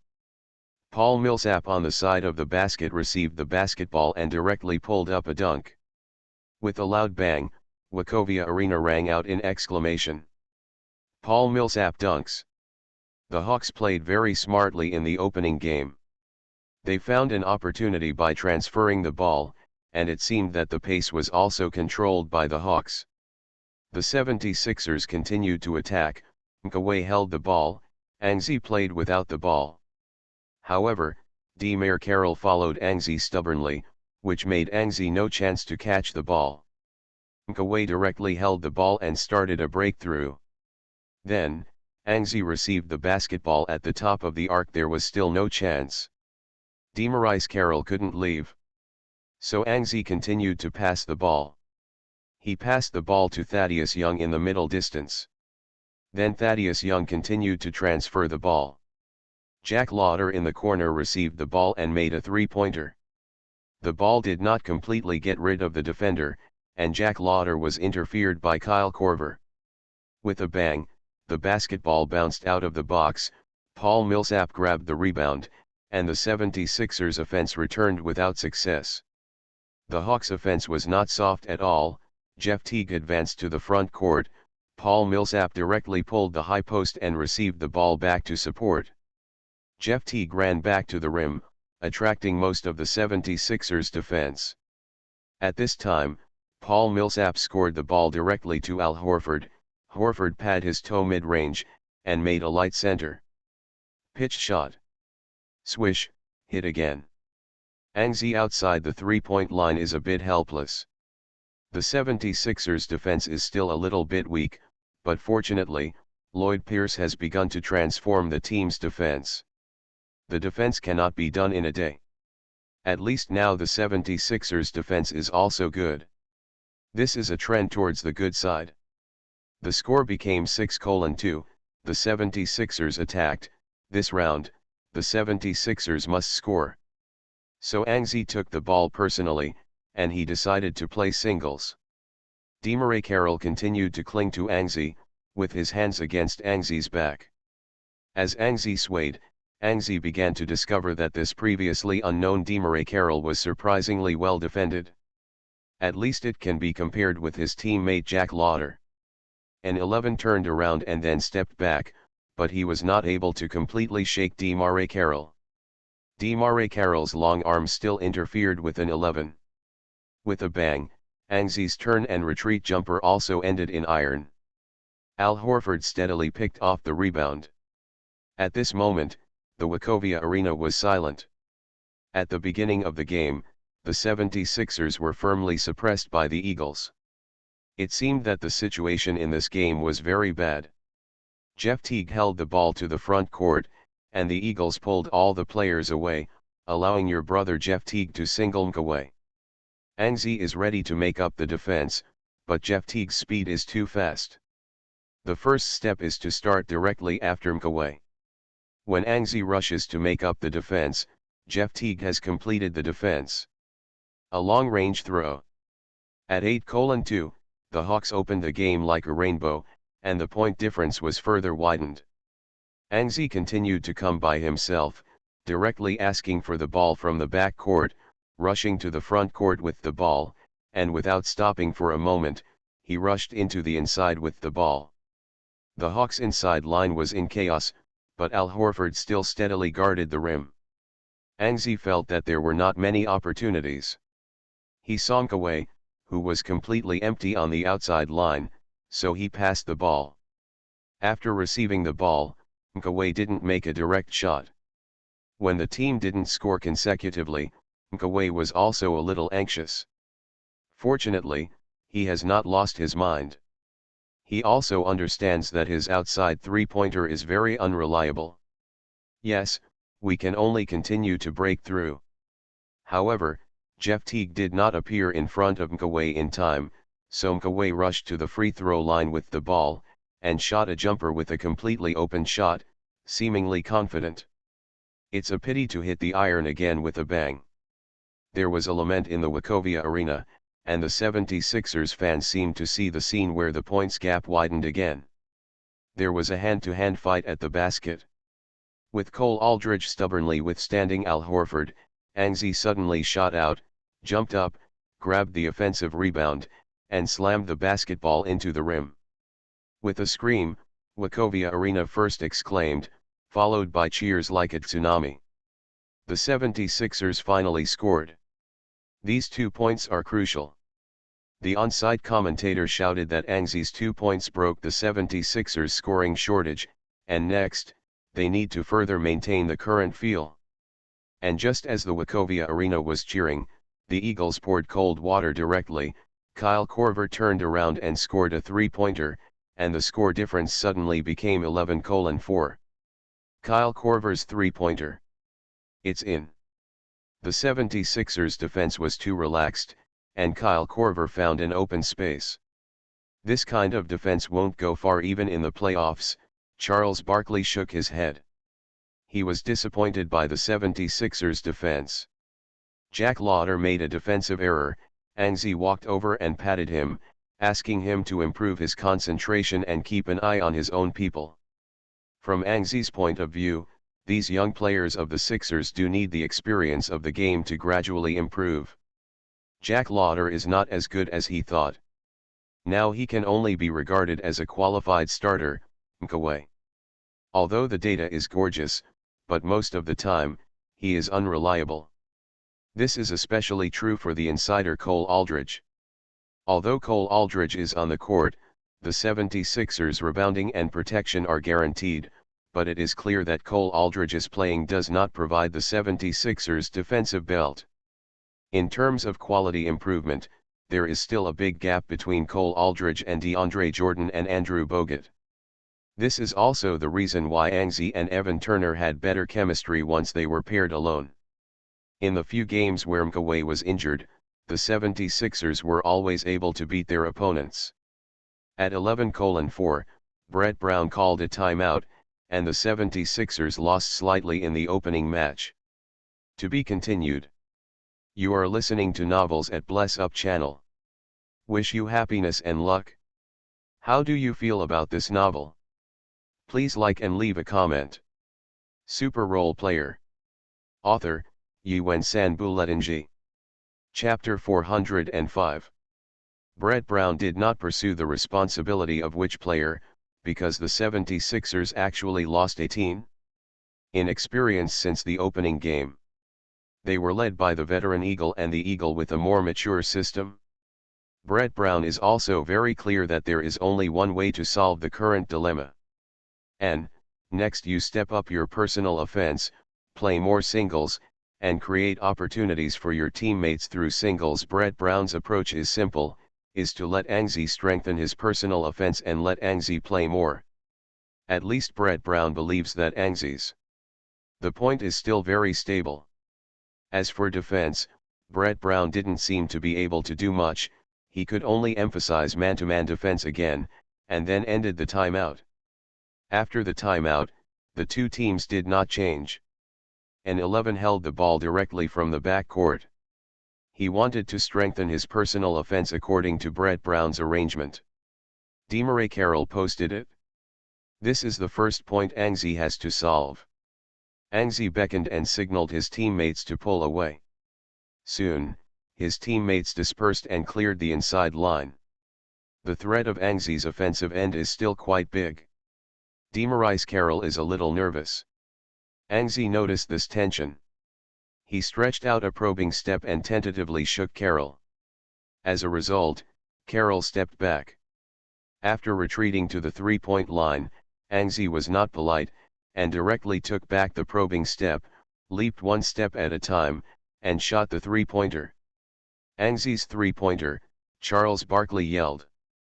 The ball was an open three-pointer, and he felt basically there. With a scream, sure enough, the ball was scored. A three-pointer. After the timeout, Anzi directly used a three-pointer to help the 76ers narrow the gap. Anzi thumped his chest to celebrate, and walked towards the back court, and the Wachovia Arena burst into a huge cheer again. As the cheers stopped, the Eagles' attack began. The Hawks are still unhurried, all sorts of front court transfers, organizing the offense. On the left, DeMar Carroll and Al Horford did a ball-free pick and roll. After the pick and roll, it was a direct match. Jeff Teague scored the ball directly to Al Horford. Horford defended against Jack Lauder. He made a CIC with a sound. At 13:7, the Eagles continue to lead. With the 76ers offense, Anzi continued to do it on his own. The Eagles strengthened their defense against Anzi. They always have another player on the flank that threatens Anzi's offense. However, Anzi didn't care, and he accelerated and broke through DeMar Carroll's defense. Although Carroll continued to cling to Anzi, Anzi turned around and made a successful hook for the basket. Then, the Eagles finally hit the iron. The score was still 13:9, the 76ers bit the score. After the timeout, Anzi scored 5 points in a row, and Mike Budenholzer began to shout from the sidelines, asking his players to increase their defense against Anzi. So this time, after Anzi broke through, Kyle Korver doubled over. Double teamwork. Anzi did not choose to pass the ball. Instead, relying on his own physical advantage, he continued to squeeze into the penalty area, and then directly defended against DeMar Carroll and Kyle Korver. With a snap, the basketball flew out. This. Is it a shot? Charles Barkley on the sidelines didn't see much clearly, but the referee Lauren Holdcamp of the bottom line saw it clearly and blew the whistle directly. With a beep, Lauren Holdcamp signaled Kyle Korver for a foul. Now Kyle Korver quit. He spread his arms and walked toward Lauren Holdcamp aggressively with questions. As a rookie referee who has just enforced 2 NBA games, Lauren Holdcamp is a bit nervous, but she is sure that Kyle Korver fouled. When he shot the basketball, he directly shot Anzi's arm. Just as Lauren Holdcamp wanted to explain something, Anzi directly grabbed Kyle Korver. Now Lauren Holdcamp became more nervous, and with a whistle in his mouth, he was about to blow. Anzi grabbed Kyle Korver and showed her arm. "Hey, buddy, my arms are all red." At this moment, Kyle Korver had nothing to say, turned around and left. Lauren Holdcamp breathed a sigh of relief, and then showed a grateful look at Anzi. As a rookie referee, especially a female referee, Lauren Holdcamp is most afraid that others will question her judgment. Anzi walked to the free throw line. Lauren Holdcamp blew a whistle, and then passed the basketball to Anzi. Anzi began to execute the free throw, slapped the basketball twice, then held the basketball from top to bottom, tiptoed slightly up, and shot the free throw. With a scream, he steadily hit the penalty. There was a round of applause from the sidelines. Anzi gave a high five with his teammates, and the sidelines also began to change. Since the opening game, Mkaway's performance is a bit bad. It can be said to be completely suppressed by Jeff Teague. The extremely fast Jeff Teague can almost pass Mkaway as soon as he accelerates. With such a bad defense, Mkaway's offensive performance also failed to play out. Brett Brown thought about it for a while and replaced him with Sean Livingston. The position of the point guard is currently the best position on the bench for the 76ers. The 3-point guards are very strong and have their own characteristics. Mkaway is all around, Tony Roten is quite aggressive, and Sean Livingston is more aggressive than the other two. The advantage is the experience and the control of the rhythm. Now Brett Brown replaced Sean Livingston. The purpose is to control the rhythm, and use Livingston's experience to block out Jeff Teague, who must advance every time. After the substitution, Anzi began to execute the second penalty. Still took 2 shots, and then directly shot a free throw, with a scream, and continued to hit accurately. 2 free throws were made and the score became 13-11. The 76ers were only 2 points behind. However, the Eagles are still strong.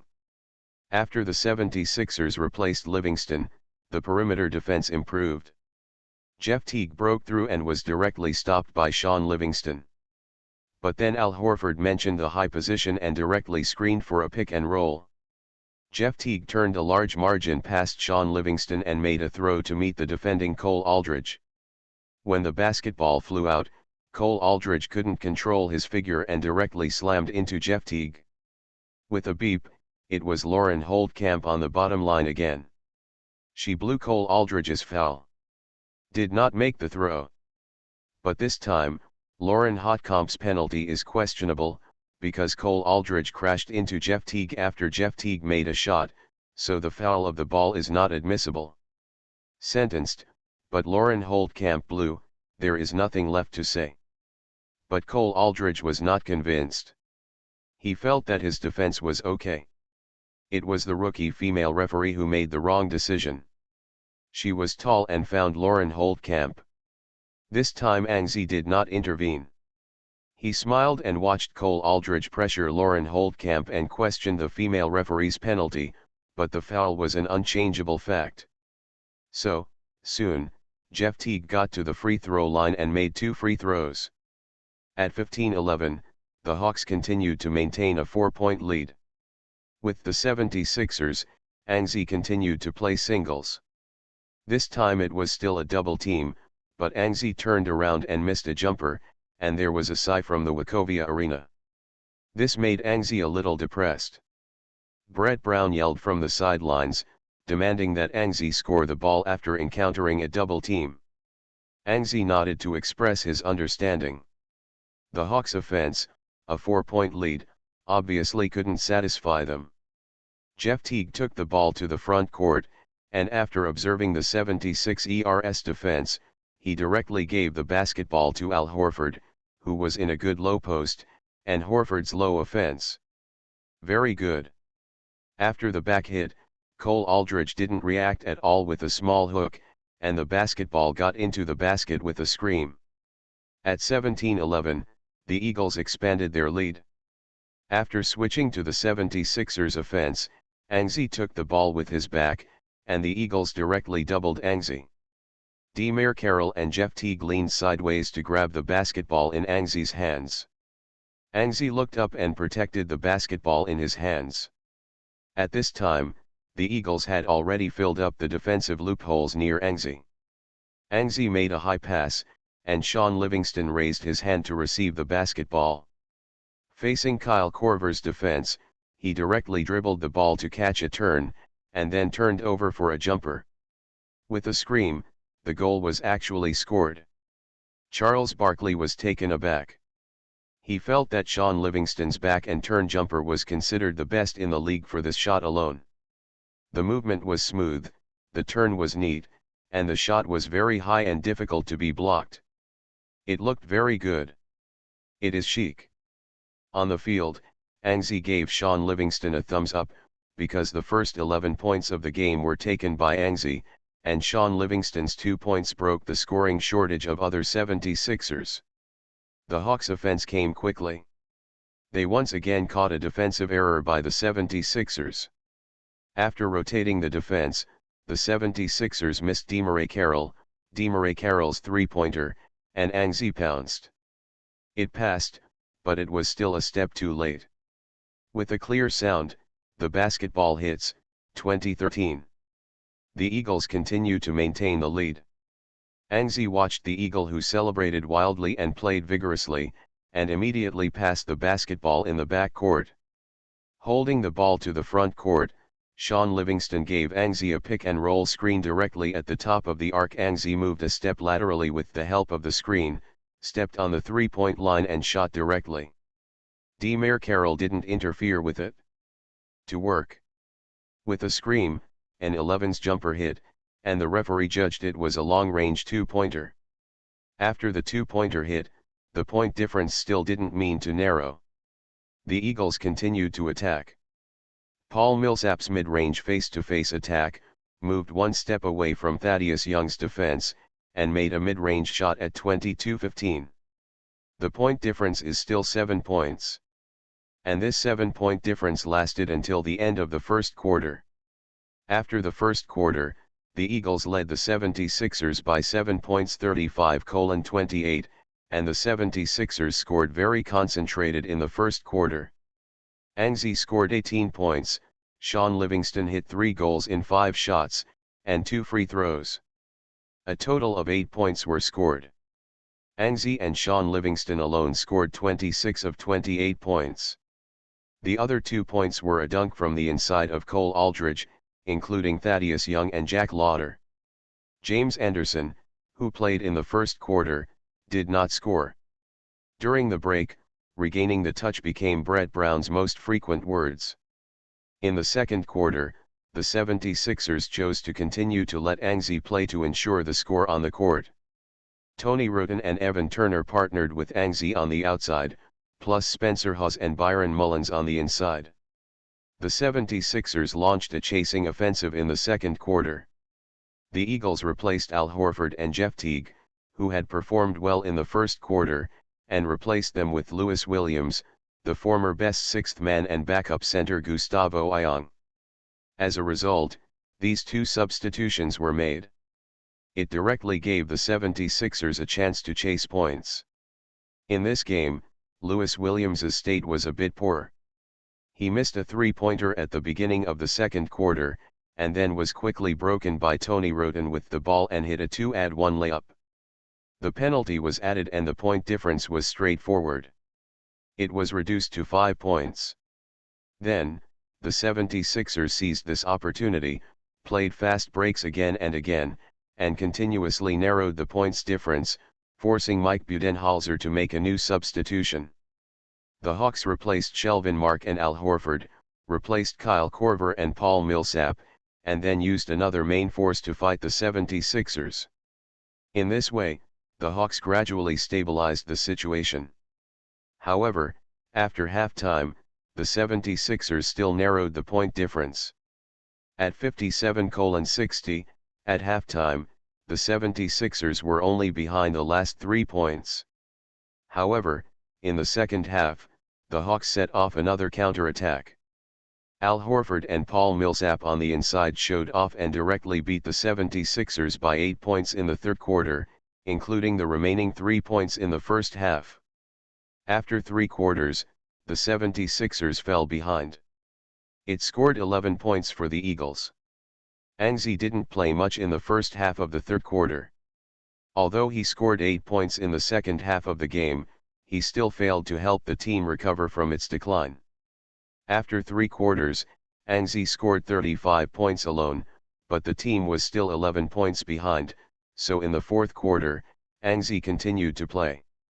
Brett Brown is not at all surprised that he is still behind after 3 quarters of the game. There is still a big gap between the 76ers and the Hawks in terms of strength. At least the Hawks' tactical system has been formed, and the 76ers have more experience. To reach the current level of the Eagles, it will take a long time to change. But this does not mean that the 76ers have to admit defeat. In this game, the goal of the 76ers is still victory. Although the strength cannot be compared with the Hawks, the 76ers have at least one variable, that is, Anzi. In the fourth quarter, the Hawks had the right to the first attack. Jeff Teague and Paul Millsap came with an outside pick and roll. Then Teague accelerated Nkaway's defense and rushed into the inside hand. The basketball bypassed Cole Aldridge's hand and got into the hoop. Cole Aldridge was a little depressed. In this game, he has always been replenishing defense, and in the fourth quarter, he had to replenish defense, and the outside leakage was too serious. Jeff Teague's throw hit, and his personal score of the game came to 27 points, completely blasting the 76ers point guard line. Nkaway advanced to the front court with the ball, and 11 directly asked for the ball, and then signaled his teammates to pull away. When the teammates were completely pulled away, Angzi took the ball directly with his back. Kyle Korver rushed over, and wanted to double-team Angzi. An 11 immediately turned around and shot a jumper. With a scream, the basketball slipped into the basket cleanly.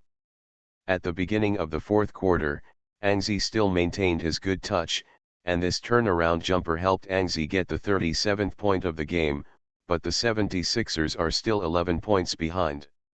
If they really want to narrow the point difference, it must be defensive.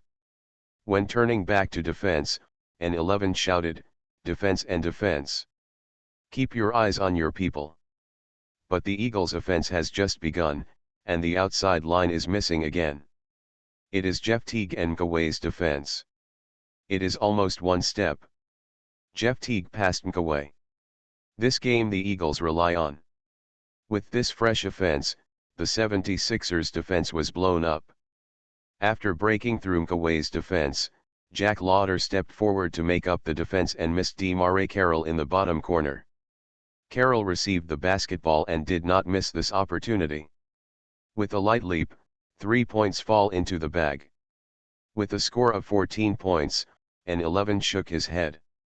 Turning to attack, Angzi faced double teaming again after the singles. Fortunately, after the split, the air-cut Nkaway played a role. He received an air-cut pass from Angzi and made a direct throw. The point difference became 12 points. Back on the defensive end, Angzi took the initiative to apply for a defense against Jeff Teague. But this time, Kyle Korver made a reverse run, matched Paul Millsap's off-the-ball pick and roll, and then accelerated to throw off Thaddeus Young, who changed his defense, and rushed beyond the touchline three-point line to receive it directly. Jeff Teague's quick pass. Then, another three-pointer shot. Kyle Korver, who is known for three-pointers, did not miss this opportunity, hit a three-pointer, and the contrast came to 15 points. After two consecutive three-pointers, the 76ers defense collapsed a bit at the beginning of the fourth quarter. Brett Brown reacted quickly and immediately called a timeout. Then he considered for a second, and he decided to substitute immediately. "Evan, you play, replace Michael, and you go to play the point guard. Evan, go to the second position, play the speed, we want to chase points." Brett Brown shouted to chase points. The timeout ended, and the 76ers sent a weird lineup. The 76ers originally had a relatively high starting lineup, but now Angzi is directly placed at the point guard position, and the main lineup is even higher. The higher advantage was quickly played out. On the first goal after the timeout, Angzi directly used his height advantage to score a three-pointer on Jeff Teague's head. Hit a three-pointer and the point difference was reduced to 12 points. The Hawks' offense. After the 76ers replaced Evan Turner, the outside colander was gone, and the defense was finally better. The Hawks' offense failed to find a good opportunity. Jeff Teague faced Angzi's defense. Shi Chiang shot the iron, the rebound was taken by Cole Aldridge. Nkaway off the court saw the scene with a mixed mood. But the entire 76ers didn't have any special views on Nkaway, and Brett Brown didn't mean to give up Nkaway, even if he suddenly became a defensive colander in this game. In fact, poor defense is a common problem for many rookies, especially those rookies who play good numbers as soon as they enter the league. They are not unable to defend, but because they have to put their energy into the offensive end. The Eagles missed the shot and the 76ers played another fast break. Angzi broke through to attract the defense. After the pass, Jack Lauder made a layup. The points difference is further narrowed. But at this time, Mike Budenholzer called a timeout directly. Mike Budenholzer's timeout seemed very clever. Not long after the 76ers timeout, after the 76ers' continuous outstanding performance on the court, Mike Budenholzer called this timeout. On the one hand, the timeout interrupted the offensive momentum of the newly emerging 76ers. On the other hand, Mike Budenholzer also had to make adjustments. Mike Budenholzer's adjustment is very simple. He directly replaced Lewis Williams, replaced Kyle Korver, and formed a double point guard combination. The outsider Xiao Ling was against the 76ers. Attack. After the timeout, the Hawks played the offense they wanted. Jeff Teague took possession of the ball, then passed it to Paul Millsap in the high post, then cut from both sides with Lewis Williams, and a cross run came from the free throw line. Paul Millsap hit Thaddeus Young with his back, and when the two guards ran out of opportunity, he passed the ball directly to the outside line, and Lewis Williams received the ball and continued to break through.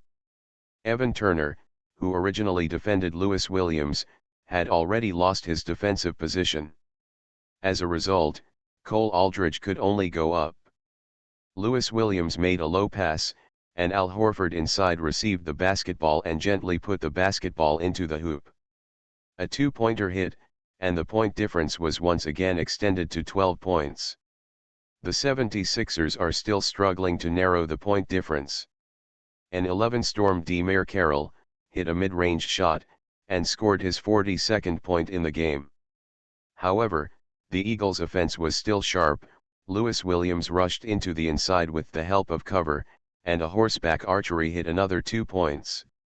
The 76ers' offense, Angzi singled back, attracted a pass after the defense, and Evan Turner scored 2 points for a layup. Then, the Eagles also scored 2 points with Al Horford's mid-range shot, and Al Horford also scored the 24th point of the game, showing a good performance. In this way, the Hawks relied on the offense supported by their dual point guard system and directly fought the 76ers. As a result, the 76ers remained behind until the end of the game. In the end, the 76ers lost 112-119 at home to the Hawks by 7 points. The loss of this game was a bit frustrated. Angzi scored 47 points in the game, setting a new career scoring record. In addition, there were 5 rebounds, 7 assists, 2 steals, and 1 block, but the team still lost. Ball. There is nothing wrong with the 76ers' offensive performance. Although some rely on Angzi too much, at least the offense that the 76ers want is gradually played out. The problem on the defensive end was too big. Kawhi became a colander, and the replacement of Evan Turner in the final quarter made the defense slightly better, but the attack was still dragged by the Hawks and the game was lost. If the 76ers can do a good job defensively, this game will never end in a loss. However, the improvement of defense has nothing to do with Angzi. Angzi's single defense is invincible, but his assisted defense is average. He can only improve the team's overall defense to a certain extent. The improvement of defense depends on the coaching staff. The defensive system just works. After the game, Angzi swept away the depression and exchanged views with Mike Budenholzer on the sidelines. The Eagles won this game, double-killed the 76ers this season, and overwhelmed the 76ers in the Eastern Conference rankings. Mike Budenholzer was in a good mood and gave Angzi some suggestions. And your offense has indeed improved a lot, but there are also a lot of problems. I found that throughout the game, you didn't make many breakthroughs, basically relying on backup singles and outside pick and rolls. Screen to score. If you want to further improve your dominance of the game, you have to improve your breakthrough as soon as possible. An 11 nodded. Breakthrough naturally requires improvement. An 11 knows very well that he has already started the breakthrough training. The guidance of Allen Iverson also benefited an 11 a lot. In addition, passing, your passing should have improved to a certain extent, but it is not enough. Mike Budenholzer looked at Angzi and said, the 76ers offense relies on you, but your passing it's difficult to create more opportunities for your teammates, especially for wide-range transfers. Finally, the most important point is that you have to add some defenses. The 76ers defense is really terrible. Your single defense is good, and the defense should be good too. But it is difficult for me to see your defense in the game. Hearing the last point, an 11 smiled bitterly in his heart. Mike Budenholzer took it for granted that his defense was good, but Anzi himself knew very well that his defense could not be compared with single defense at all. Perhaps the next step is to, for the sake of the team's record, Anzi really wants to improve his defense. To be continued. Super Role Player. Author, Yuan-San Buletinji. Chapter 407. After losing to the Hawks, the 76ers' record became 16 wins and 11 losses, ranking 4th in the East. And then, they went to the away game against the Brooklyn Nets. The Nets lineup is luxurious this season, with point guard Deron Williams, shooting guard Joe Johnson, small forward Paul Pierce, power forward Kevin Garnett and center Brook Lopez, each with an annual salary of $10 million.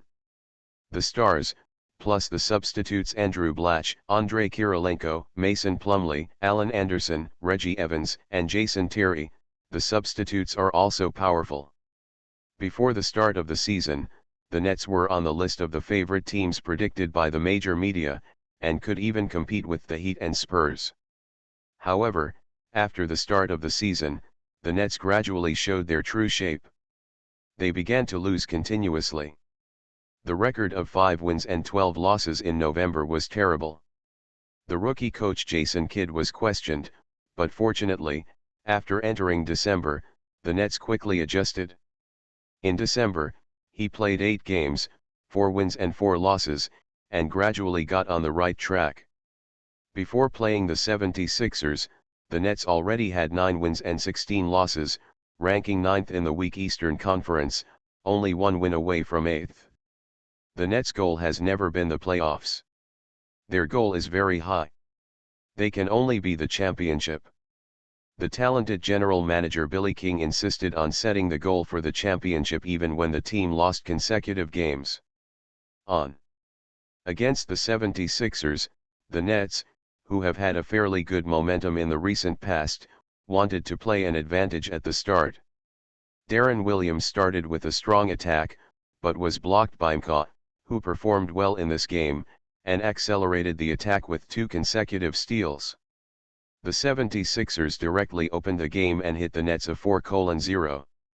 Then, Anzi missed Joe Johnson's three-pointer and turned around to return another three-pointer. In this way, the 76ers started a wave of 7-0, and then fully grasped the initiative in the first quarter, constantly relying on Anzi's singles to attract defense and create opportunities.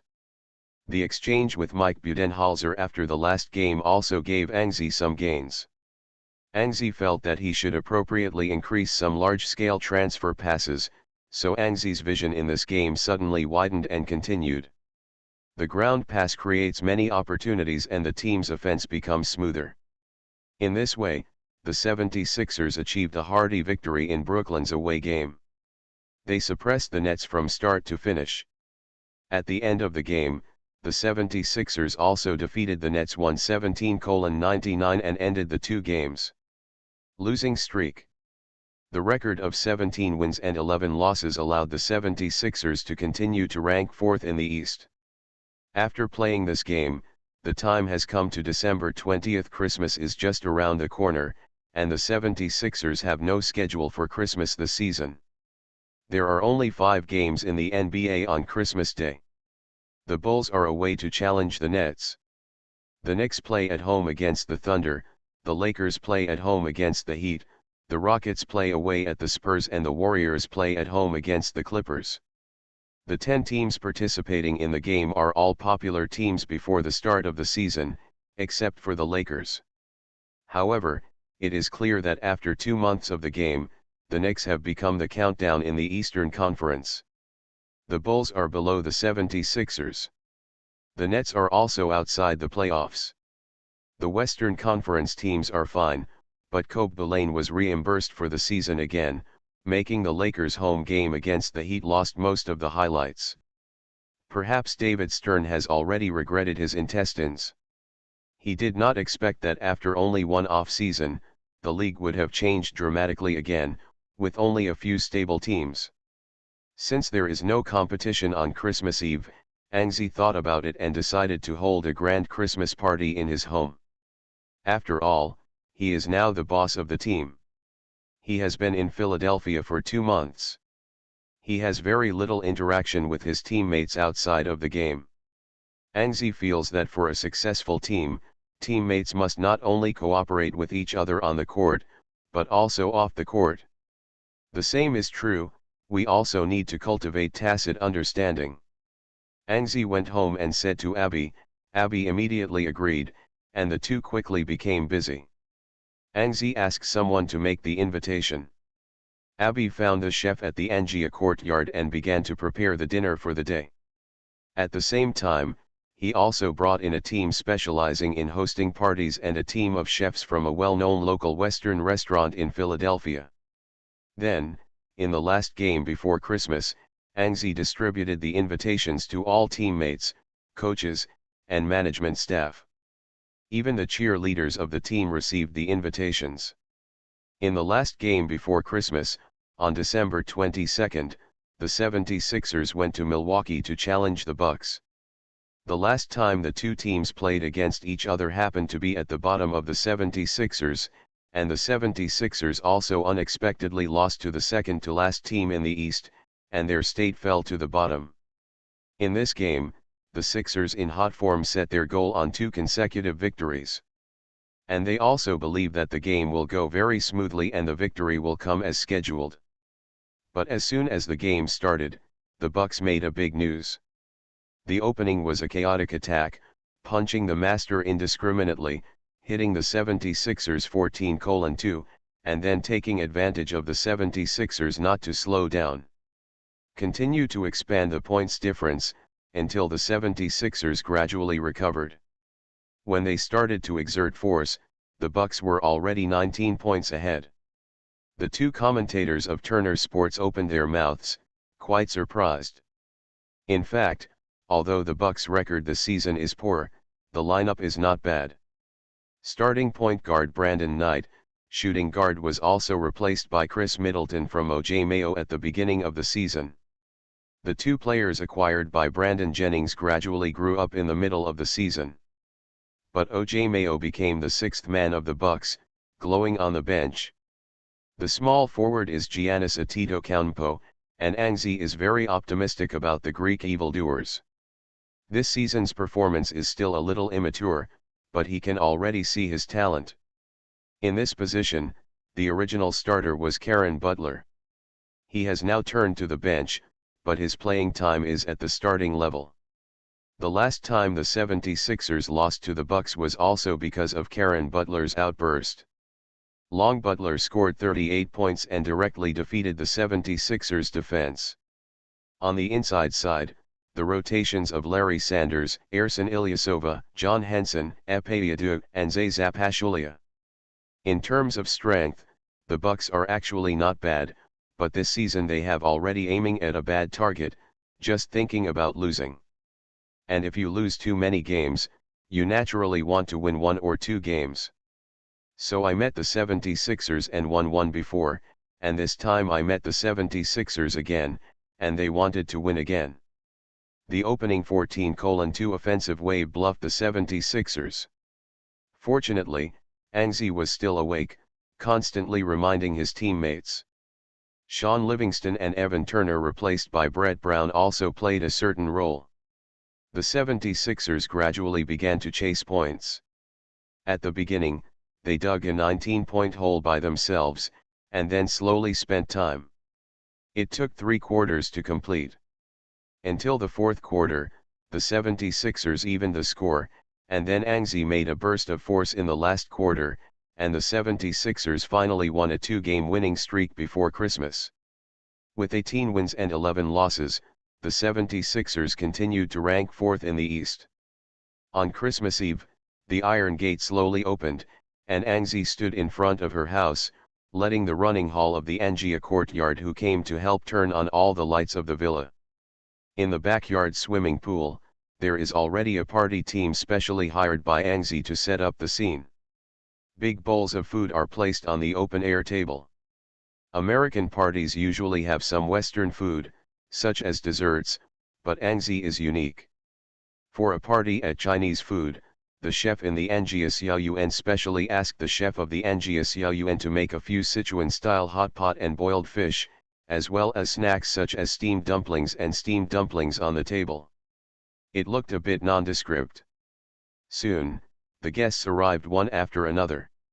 The first one to arrive was Brett Brown. He drove by himself and carried his wife, Anna, an Australian. After the two got out of the car, they visited this villa in Angzi everywhere, and sighed, "The stars are rich." Angzi could only roll his eyes. Then Evan Turner and Gawai arrived one after another. Sam Sinki also came. He also took Angzi to chat quietly. Regarding the future of the team, Sam Sinki felt that a deal was needed. I wanted to talk to Angzi, but Angzi didn't pay much attention to it. He felt that, at least at this stage, the team's deal has nothing to do with him. Unless the team owner Josh Harris transfers part of the team's transfer rights to Angzi. Thinking of Josh Harris really came. He got the news, and then went straight to the door of Angzi's house by car. When Angzi got the news, he immediately greeted him. The two exchanged greetings at the door, and then they entered the villa together. "And, I haven't seen you for a long time, and I really miss it a little." Josh Harris held Angzi's hand and did not release it for a long time. The words in his mouth were a bit chilling, which made Angzi worried. But soon, Josh Harris revealed the reason for his coming here. Although he didn't say it clearly, the meaning of the words was obvious. "During this time, several of your Chinese companies have come to me and hope to sponsor the team. There is even a shoe company named Li Ning who wants to name our Wachovia Arena. Unfortunately, Wachovia Ball, the naming rights of the pavilion are not under our management." Well, it turns out that Angzi's outstanding performance in the 76ers has attracted the attention of domestic business leaders. He suddenly became the big Yao of the year, a gold-sucking weapon, and attracted investment from many domestic companies. And the arrival of Josh Harris is related to these investments. The green sword radiates his light in front of Josh Harris. Josh Harris can't wait to take the money into his arms. Before he took the money into his arms, he naturally had to talk to Angzi in person. "And, apart from me today, you will also come to the bosses of several companies in your country, including the bosses of Li Ning Company." Li Ning, an 11 was shocked. Li Ning, this is a man of the domestic sports history level. If he comes, Angzi will have to welcome him. "Mr. Josh, I understand what you mean, and I will cooperate with the team." Angzi is not ready to go around with Josh Harris, and directly expresses his willingness to cooperate with the team, but the implication is that he promised him at the beginning. It has to be honored. Josh Harris laughed directly, "Haha, and, good job, the team will cooperate with you to build a team with championship strength." An 11 nodded in satisfaction. He also got what he wanted. It can be said that he got it in advance. Because it seems that Angzi's selection to the All-Stars should only be a matter of time. They reached an agreement with Josh Harris, and then Angzi took Josh Harris to the banquet, then turned around to the gate, and waited until the late Li Ning and others. Li Ning is already a 50-year-old middle-aged man, and has some gray hair on the temples, but he is in good spirits. He walked over quickly and shook hands with Angzi directly. "Xiaoyan, it's not as well known as to meet each other, you really are a young genius." Angzi also smiled, "Welcome seniors to the humble house." In addition to Li Ning, there were also a vice president of life insurance, a vice president of China Mobile, a president of Huawei Mobile Phones, a president of Harbin Beer, and a vice president of Haier. It seemed to be a domestic business exchange group.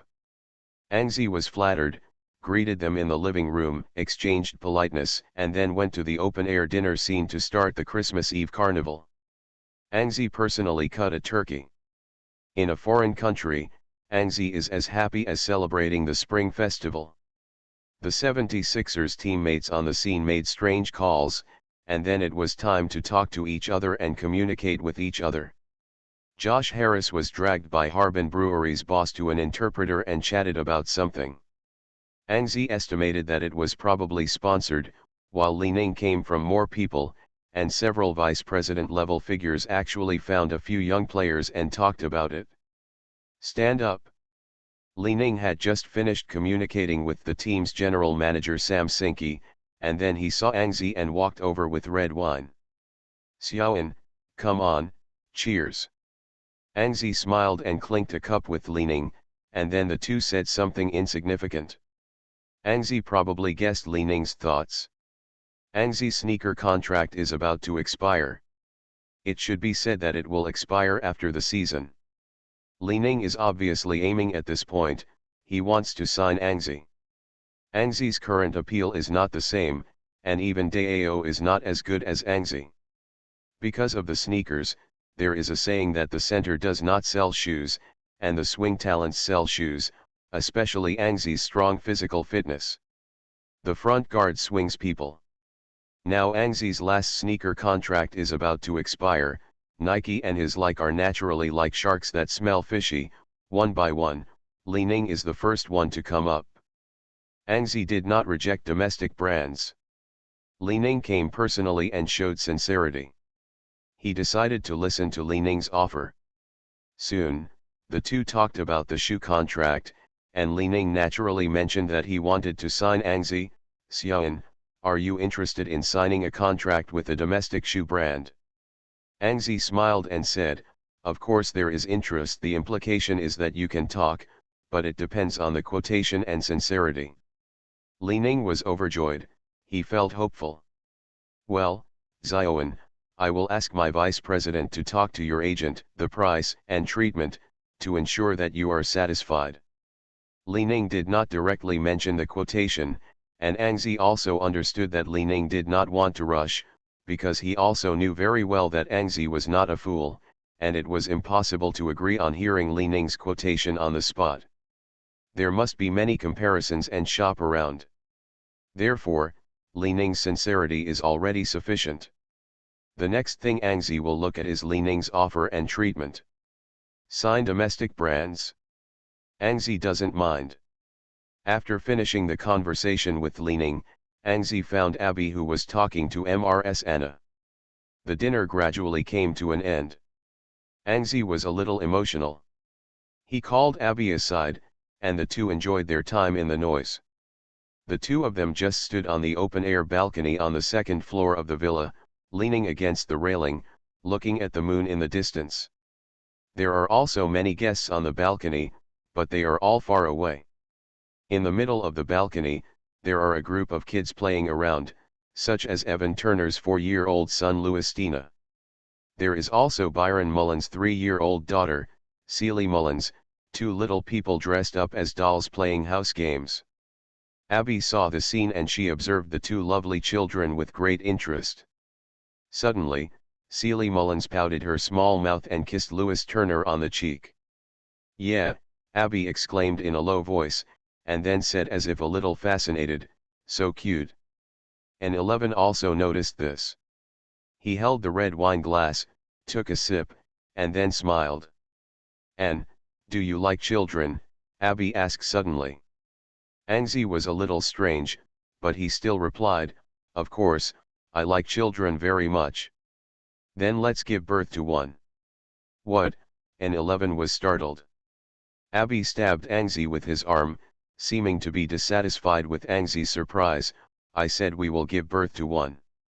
Ang Zi suddenly pretended to be thoughtful, and Abby pouted and pretended to be magical.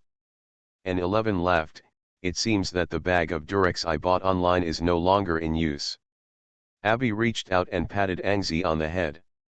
Ang Zi smiled and hugged Abby, and whispered in a whisper, "You are waiting at night."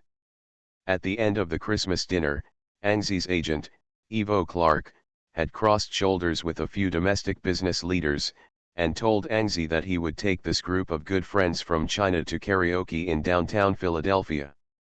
"Ask Ang Zi if he is going." Ang Zi shook his head when thinking of Abby, joking, "Abby is still waiting for him." After Christmas Eve, the 76ers restarted the training day.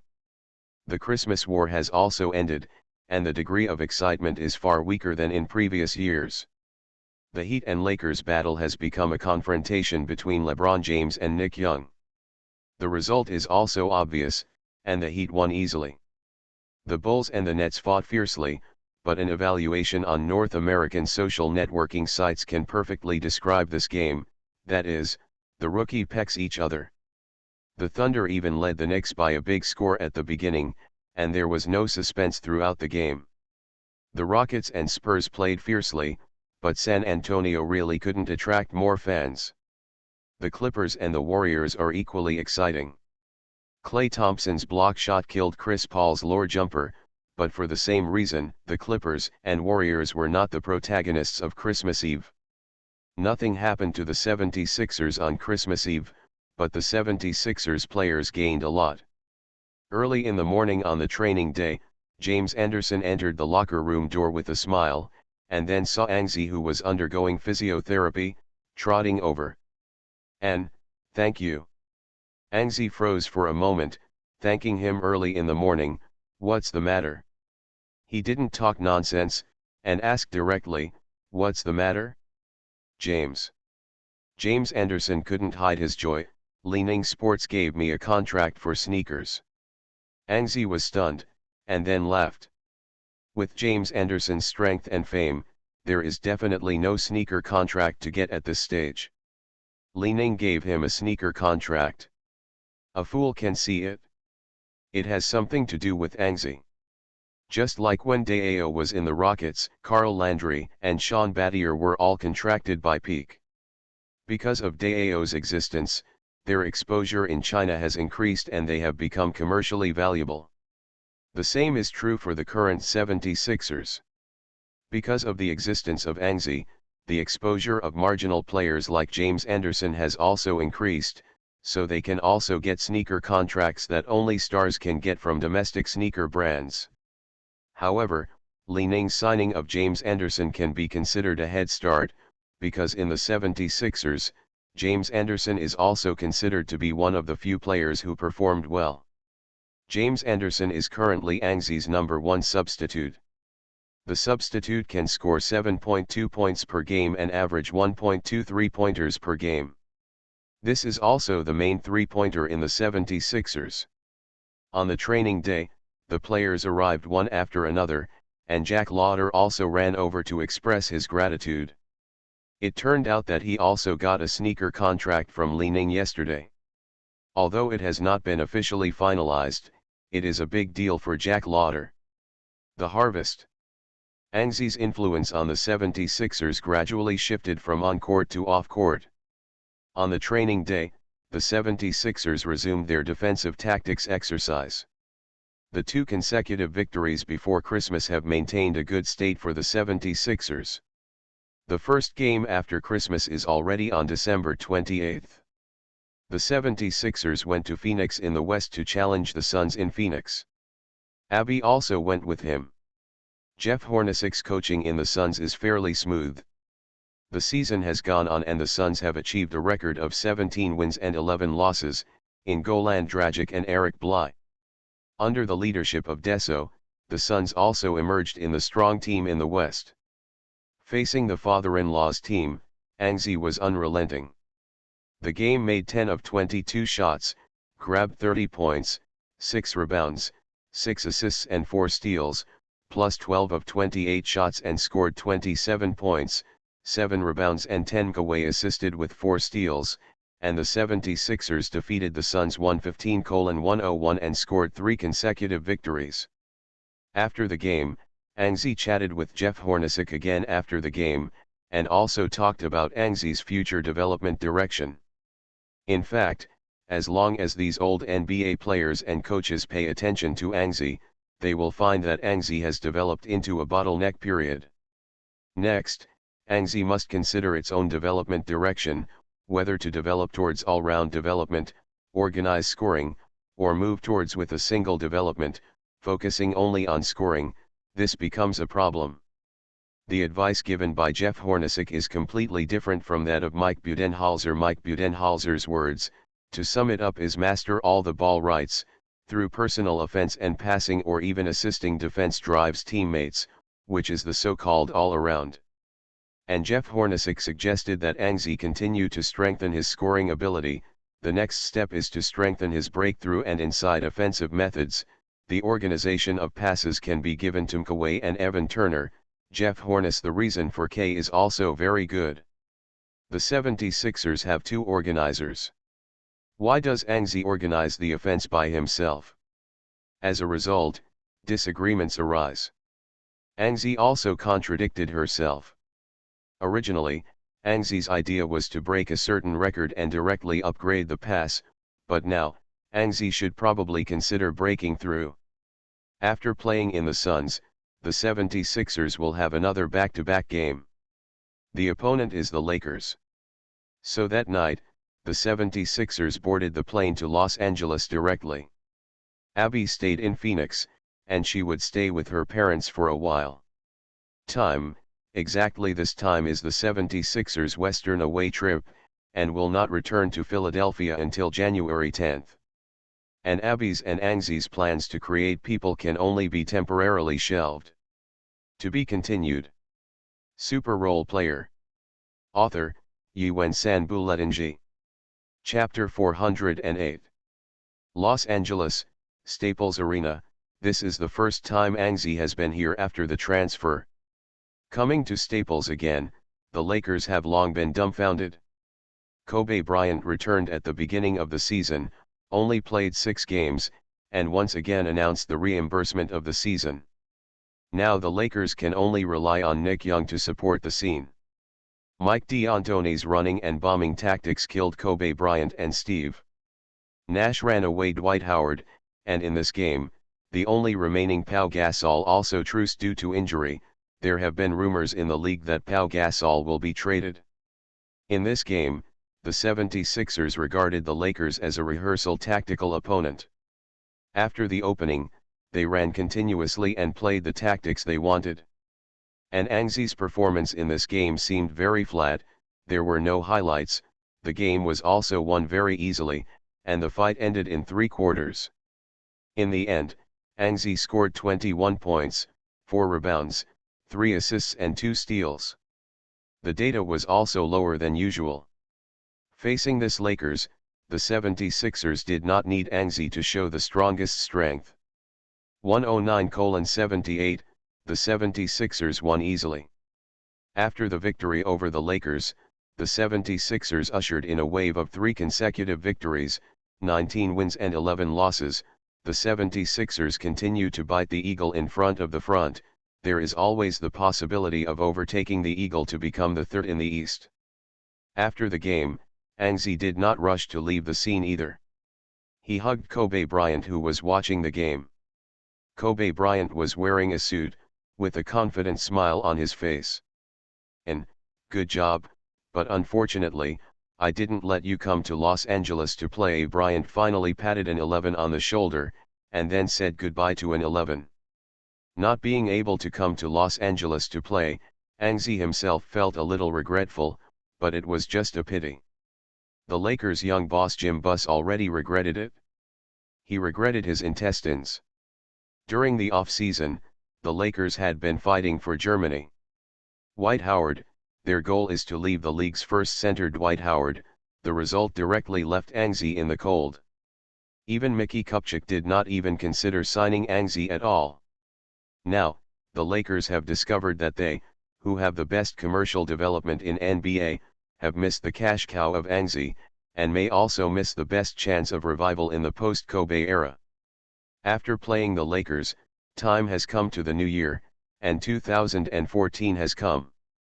On January 1, 2014, the 76ers arrived in Denver Plateau.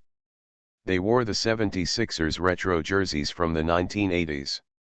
Charles Barkley, who explained the game on the spot, looked at the 76ers jerseys of their era and suddenly felt a little emotional. The 76ers with 19 wins and 11 losses have re-emerged, relying on Anzi, who was transferred from the San Antonio Spurs.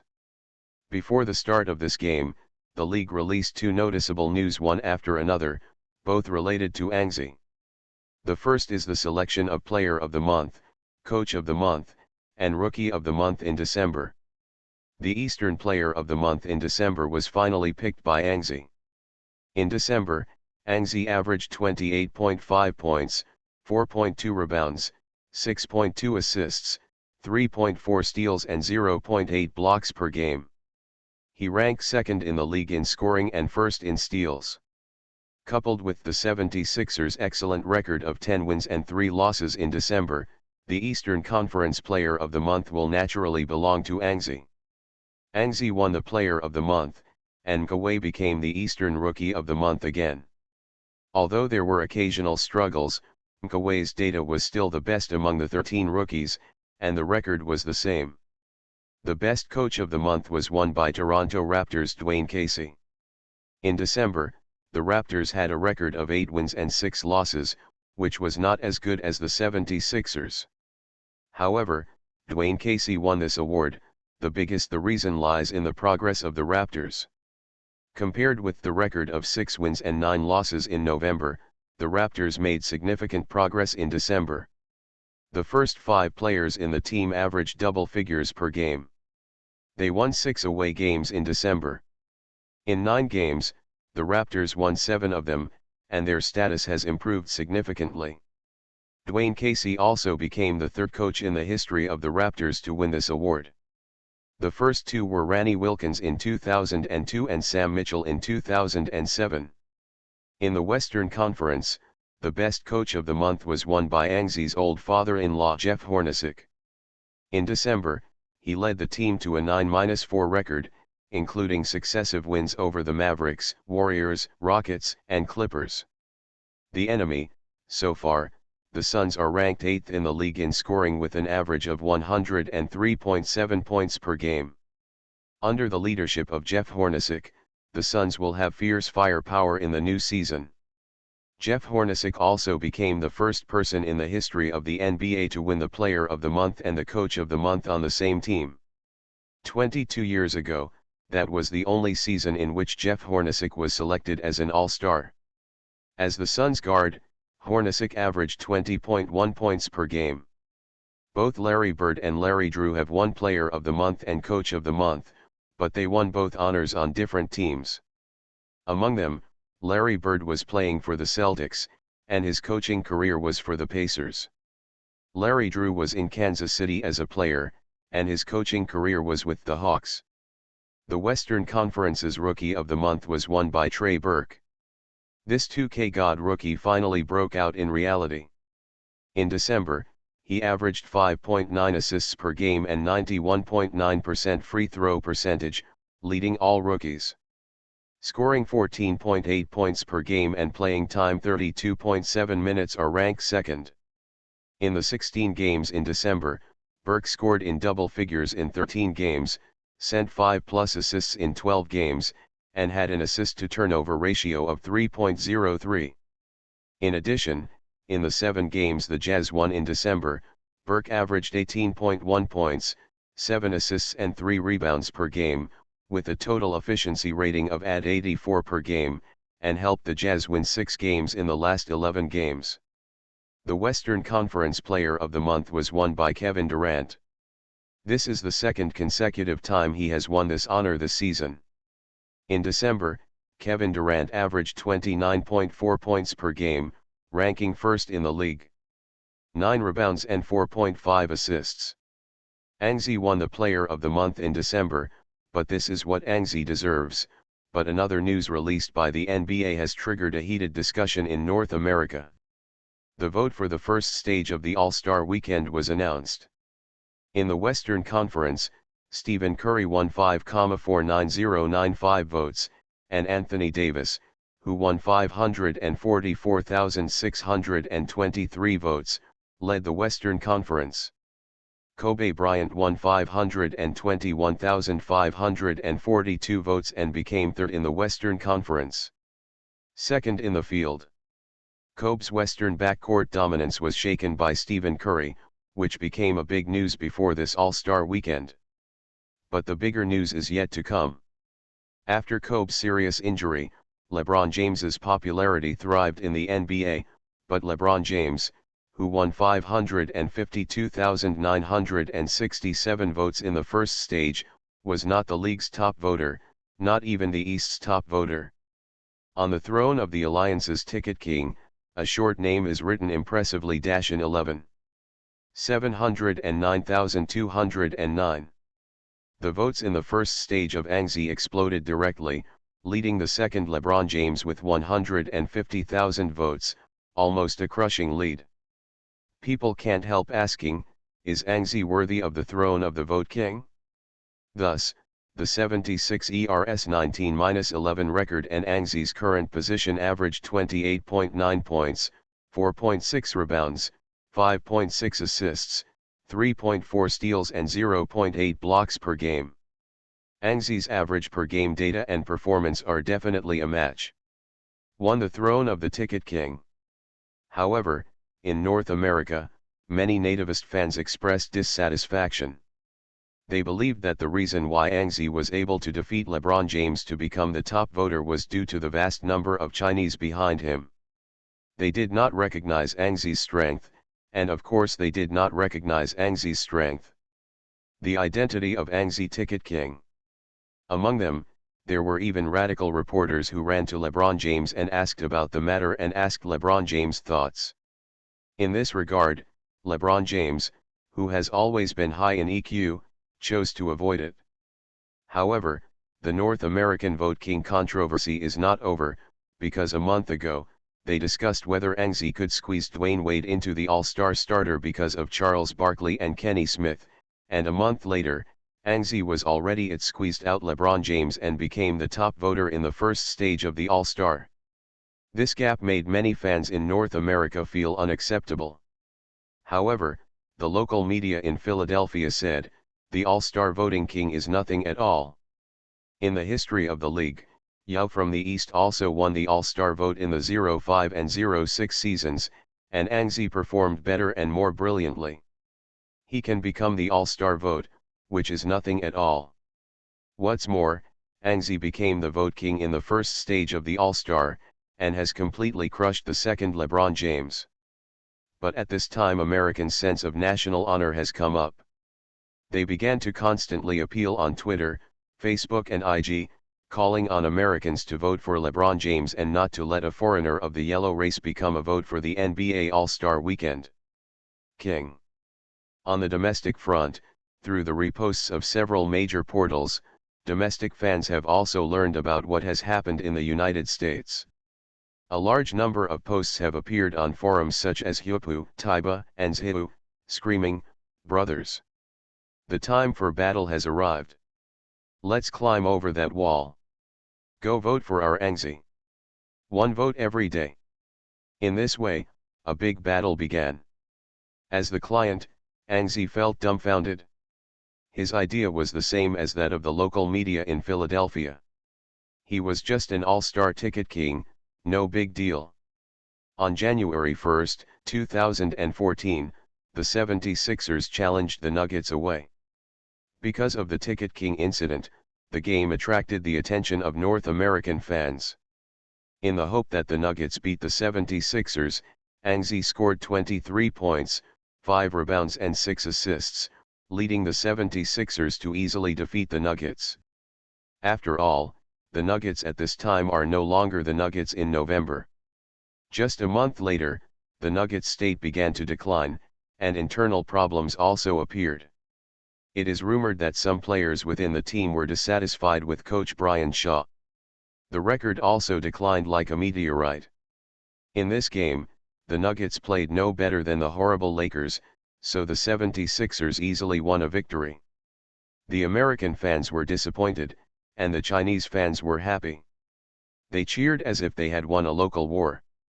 On January 2, 2014, the 76ers fought the King back-to-back. After continuous back-to-back games, the 76ers main lineup was quite exhausted.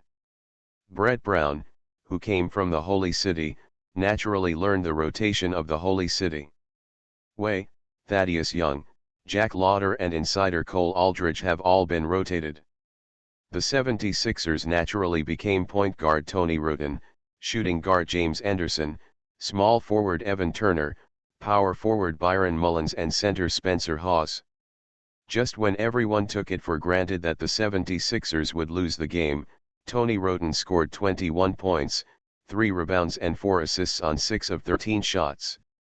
Evan Turner had 24 points, 10 rebounds and 6 assists. Inside, Spencer Hawes scored 28 points and 10 rebounds, plus James Anderson and substitute Francisco Garcia scored in double figures. The 76ers actually relied on the explosion of a group of substitute players to win the game 113-106. The 76ers' victory was surprising, and the group of aggressive fans in North America was also very disappointed. The 76ers actually won? "The Kings are too food, we need a better team to save the United States," an American fan named William Hunt said on Twitter. Defeating the 76ers seemed to be promoted to the national level. Anxi saw this tweet, which had been reposted millions of times, and looked helpless. Because of Anxi, and because of the All-Star vote, the 76ers are now about to become the public enemy of the United States. Fortunately, it is just a group of radical fans. The 76ers' opponents did not regard the 76ers as enemies, and the game continued as usual. On January 4, 2014, the 76ers arrived in Portland. In Portland, they will continue their road trip and challenge the Portland Trail Blazers away. Portland in January is different from Philadelphia, which is also on the northern coast of the United States. The weather in Portland is as warm as spring. When the 76ers got off the plane, there was a light rain outside. The light rain made people feel that spring was already here. It's the same.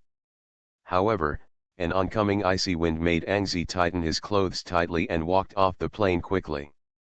The last game was unexpectedly won, which allowed the 76ers to usher in a wave of 5 consecutive victories before challenging the Blazers, raising their record to 21 wins and 11 losses. If this game is won, the 76ers will be able to usher in a 6-game winning streak, tying the winning streak at the beginning of the season, but the opponents in this game are not so easy to provoke. The Blazers are in hot form this season, and the team LaMarcus Aldridge and Damian Lillard both averaged more than 20 points per game. Together with Nicholas Batum, Wesley Matthews, and Robin Lopez, the Blazers have won in the new season. A competitive starting lineup. On the bench, Mo Williams can always contribute double points. Dorell Wright, who ran away from the 76ers, has also become one of the Blazers' bench bandits, plus Anxi's more promising C.J. McCollum and Will Button. The Blazers won 26 games in the West with this lineup, and only lost 7 games. The last time the two teams played against each other, the Blazers won. Therefore, the 76ers' opponents in this game are a bit strong. Turner Sports also temporarily listed this game as a national live broadcast. Countless North American fans who wanted to see the 76ers lose turned on their televisions and turned to Turner Sports. If you add the live broadcasts of CCTV and Tencent Sports, the number of people watching this game may be hundreds of millions. Before the game started, the fan named William Hunt sent another tweet: "Pioneer, Blazer. Come on. Beat that Chinese." Then he got tens of thousands of reposts and discussions again. This fan named William Hunt is already an internet celebrity. After getting off the plane, the 76ers went directly to the arena and started the pre-match adaptability training ahead of schedule. The Blazers haven't come yet, but there are already many fans on the sidelines, as well as many media reporters, fiddling with their own equipment, preparing for the upcoming game. Because of the Ticket King incident, this originally ordinary regular season has become hot, comparable to the Spurs' battle of the century against the Heat last season.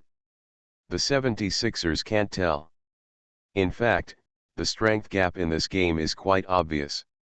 The Blazers' strength is obviously higher than that of the 76ers. The 76ers have only one All-Star Anxi, and the Blazers directly. There are only two: Damian Lillard and LaMarcus Aldridge, plus Batum and other powerful players. This game is almost an Anxi 2 or even more. Therefore, the pressure on the 76ers is still great. On the one hand, they want to continue to win; on the other hand, the attention of North America makes them a little overwhelmed. Anxi is training with his teammates. A group of Trail Blazers fans are watching. Fortunately, there are no such aggressive Trail Blazers fans. No one makes trouble. Most of the fans just watched quietly, and then took out their phones. Take pictures. At this time, a small fan, at most 5 or 6 years old, trot all the way and ran to Anxi's side. Anxi was shooting a basketball. The shooting coach sent a quick and fierce pass. It happened that the little fan ran to Anxi and frightened Anxi. Fortunately, Anxi was quick to move the basketball aside, and then looked at this little fan. With yellow hair and dark skin, he looks like an Asian. Anxi tried to ask in Chinese, "Little brother, are you here to find me?" The little fan replied milkily, "Yes, Anxi, take a photo with me." Then he raised the phone in his hand. Anxi laughed. The little fan was very cute. He called Anxi directly. He touched the little fan's head affectionately, and then nodded in agreement, "No problem." At this time, the parents of the little fans also came over and looked at Anxi with an apologetic smile. They patronized taking pictures, but their children ran to Anxi next to them. Anxi smiled, not caring, stopped training, took a photo with the little fan, and then gave another autograph. Then, I chatted with the parents of this little fan. It turned out that they came to the United States to travel from China. They are from Dalian in northeast China. The husband is called Zhong Yu, the wife is Su Yorong, and the child is Xiaomao. After chatting for a while, Anxi directly took a photo with their family of 3 and continued training. When Xiaomao went to the auditorium, he waved to an 11. An 11 smiled and didn't care, turning his head to signal the shooting coach to continue. The Blazers also quickly arrived on the scene and began the pre-match warm-up training. When Damian Lillard played, he won a lot of cheers. Now the second-year point guard is conquering the tiering with his outstanding performance. City, Portland. Since ancient times, there have been many fans on the outside. In Portland, Damian Lillard's popularity has surpassed LaMarcus Aldridge, who has dragged the Blazers forward by himself in recent years. When the Blazers arrived on the scene, Anxi had stopped training, wiped his sweat, and then accepted an interview with Turner Sports host Doris Burke on the sidelines. The interview before the game was originally not the turn of Anxi, but there was no way. Now the hottest basketball player in the United States and the world is Anxi, and Doris Burke stopped Anxi directly on the sidelines. "And, can I ask you a few questions?" Anxi and Doris Burke are also old acquaintances. As the best player of the 76ers, Anxi has to participate in post-match interviews on the sidelines in almost every game. One of the well-known hosts of NA Sports, in most of the sessions, either Doris Burke or Craig Sager interviewed Anxi. Therefore, facing the request of the old acquaintance, Anxi naturally refused. He nodded and then stopped on the sidelines. "What do you think of this game?" Doris Burke asked a very brief question. An 11 raised his eyebrows. Although this question is simple, an 11 knows that it is not so easy to answer. He thought for a while, and then slowly said, "The Blazers are a very powerful opponent. They are now third in the Western Conference, second only to the Spurs and Thunder. This game is destined to be a difficult game for us. Competition, but we will work hard to win and will not give up until the last minute. What do you think of the controversy that some North American fans have about you?" Doris Burke finally asked this controversial question. Anxi didn't hesitate this time. He had already figured out how to answer. "The All-Star Voting King made them sensitive, but I don't think this is the original sin. I will use my performance to prove that I am worthy of the Voting King honor." But after saying this, Angzi immediately regretted it. Your performance. Angzi thought for a while, except for winning the game, there was nothing left to perform. And if this game does not win, it is conceivable that criticisms against Angzi will be overwhelming after the game. Although it is quiet now, the feeling of wind and rain is still very obvious. But the difficulty of winning this game, Angzi couldn't imagine. The Trail Blazers with 26 wins and 7 losses led the 76ers by a notch, and they were also in good shape. Angzi could only do his best. His last answer was, he has also pushed himself to the edge of the cliff, this game must be won. To be continued. You are listening to Novels at Bless Up channel. Wish you happiness and luck. How do you feel about this novel? Please like and leave a comment. Super Role Player. Author, Yuen-San Buletinji. Chapter 409. Charles Barkley and Kenny Smith appeared on the sidelines. As the two instigators of the Ticket King incident, Charles Barkley and Kenny Smith sat in the commentary booth, and then began to explore whether Angzi was worthy of the Vote King's throne. Since ancient times, the Vote King throne has been the patent of the NBA superstar.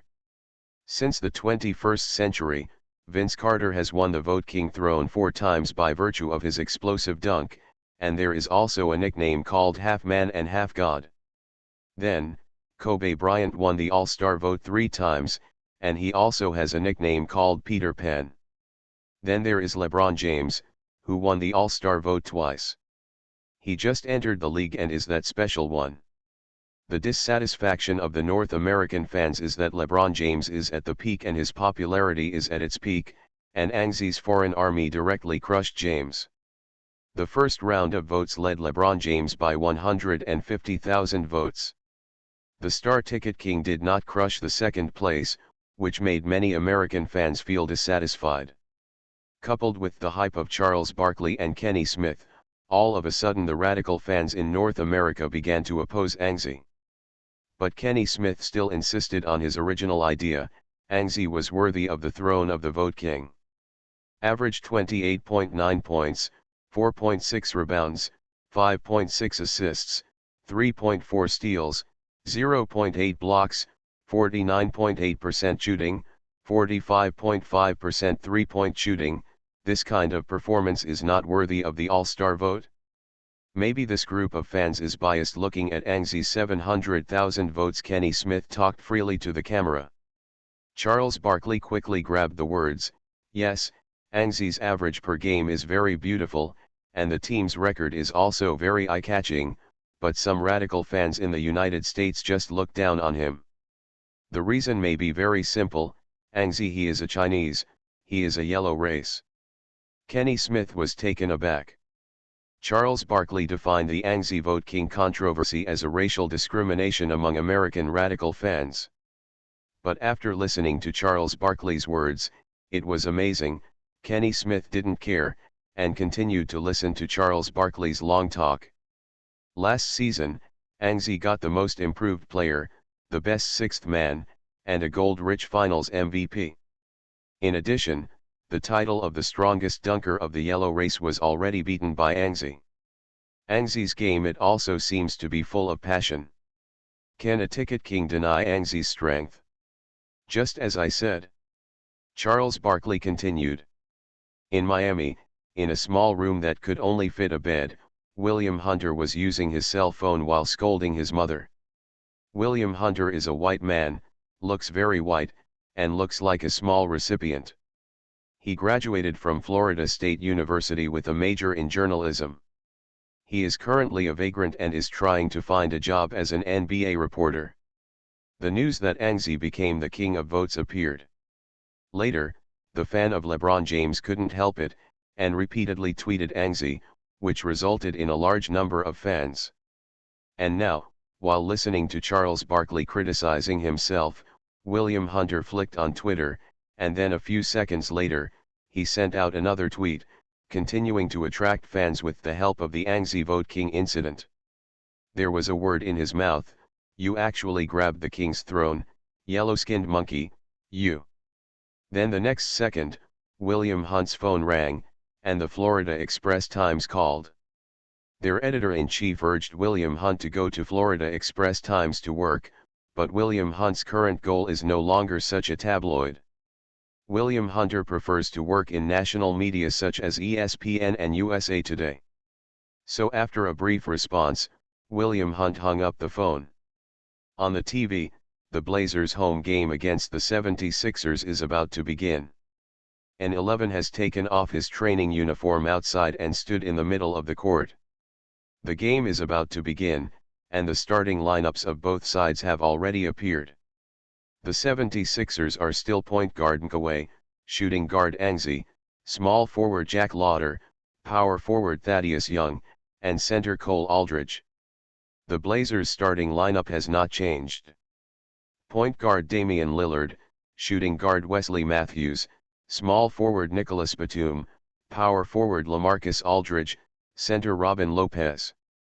The Blazers' starting lineup is very strong. At least Angzi can't see the weaknesses of the Blazers' starting lineup at a glance. Outside three-pointers, cuts, and even mid-range are available. Lillard, Matthews, and Batum are all super three-point shooters. LaMarcus Aldridge's mid-range is very stable. Similarly, even though he is a sophomore, but Damian Lillard's breakthrough has been quite sharp.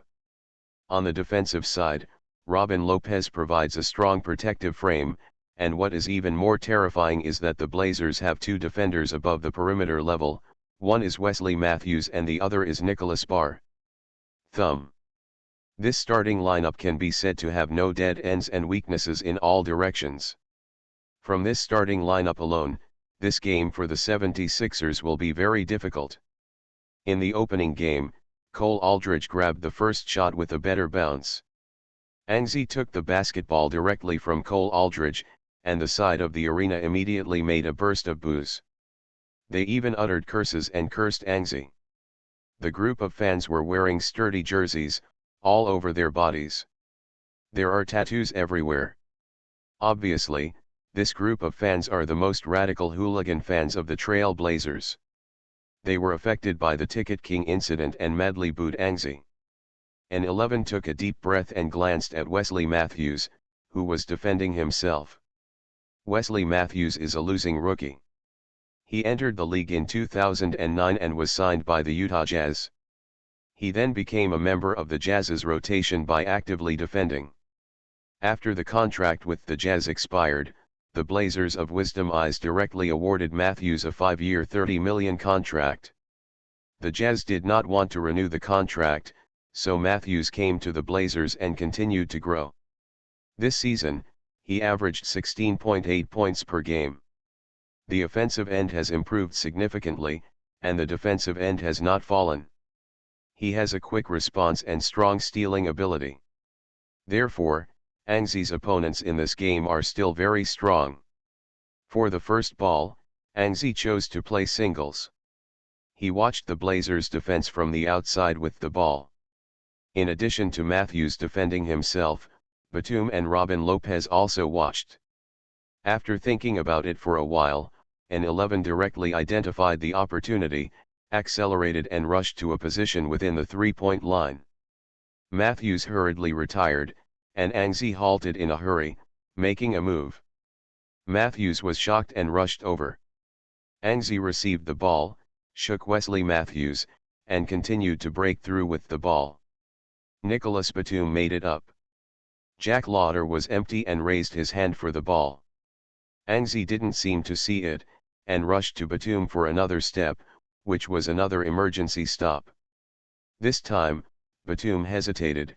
He didn't know if Angzi's emergency stop was a fake action this time, and this hesitation gave Angzi a chance.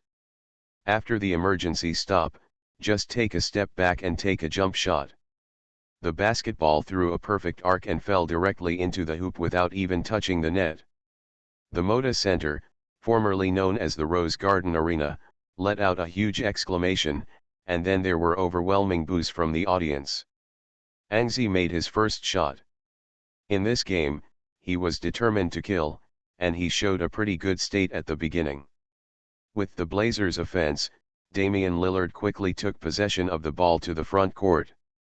Under the leadership of Tries Totes, the Blazers played a quick outside transfer tactic, allowing the shooter to get space through outside screens.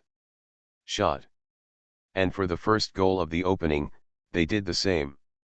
The front court was directly pulled by LaMarcus Aldridge to the high position, and Damian Lillard came with a cross-run cooperation. Mkaway and Thaddeus Young went to block Lillard, but Aldridge was directly missed. In the high position, the ball was within Aldridge's shooting range. He made a light leap and directly shot a long-range mid-range shot. With a scream, it hit the basket. Go in 2.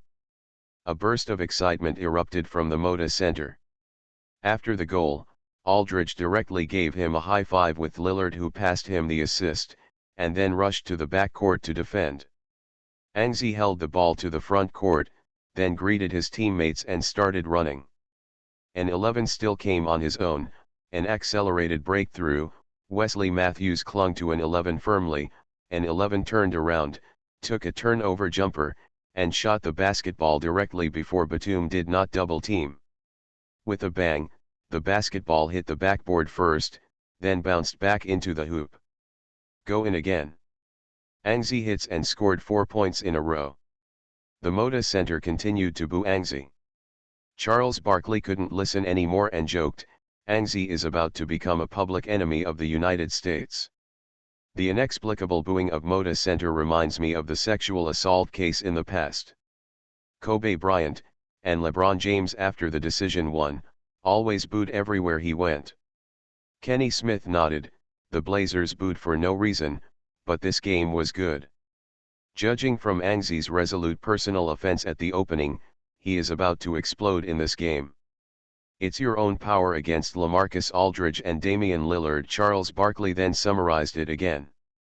On the court, the game continued. Lillard held the ball, and there was another pick and roll in the front court. Lillard then passed Mkaway by virtue of his speed. He made an emergency stop jumper from mid-range and hit again. 4:4, the two teams played very anxiously at the beginning of the game. Angzi scored 4 points, and the Blazers were scored by LaMarcus Aldridge and Damian Lillard each with 2 points.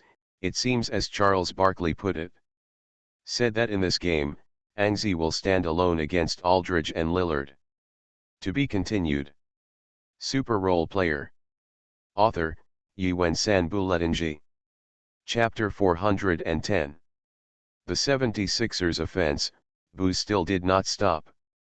Mkaway advanced to the front court with the ball, and 9 walked around from the side, and received the basketball after a screen. Wesley Matthews posted, guarding very carefully. Angzi chose to take the ball with his back, and Matthews continued to withstand Angzi fiercely. Angzi sat in a fight. Wesley Matthews was a bit unable to withstand Angzi's impact, backing back again and again. Batum quickly wrapped up, and the two directly double-teamed Angzi. This is considered a superstar treatment. It is reasonable to say that Angzi should pass the ball, but Angzi's offense is too strong in this game. He continues to carry Matthews against Matthews. Batum sees this and can only adjust his position again. With Matthews completely wrapped Angzi on the free throw line, there is no room at all. Then Batum reached out to grab the basketball in Angzi's hands. Angzi struggled for a while, and slammed again, actually pushing Matthews directly away. Then a big stepped past Wesley Matthews' side. The Moda Center exclaimed, and an 11 directly broke free from the double teaming of Matthews and Batum against him. Then he leaped forward and rushed to the basket. Angzi actually broke free from double teaming. Too strong, even Charles Barkley couldn't help but marvel. In Angzi, Charles Barkley saw himself in the past, and with his supernatural power, he killed all quarters in the league. Angzi, who broke free from the double team, if the Tigers got out of the cage, rushed to the free throw line, a step into the free throw line, ignoring Robin Lopez who was defending, and jumped directly. After leaping high, Angzi glided in the air. Robin Lopez was full of horror, and after Robin Lopez, Angzi slammed the basketball into the basket. boom, before Angzi dunked, Moda Center became quiet, and after Angzi completed this dunk, Moda Center finally couldn't help it, and with a huge exclamation, it went straight into the sky. Then Moda Center became quiet again, and Charles Barkley's voice on the sideline seemed abrupt. "Ah!"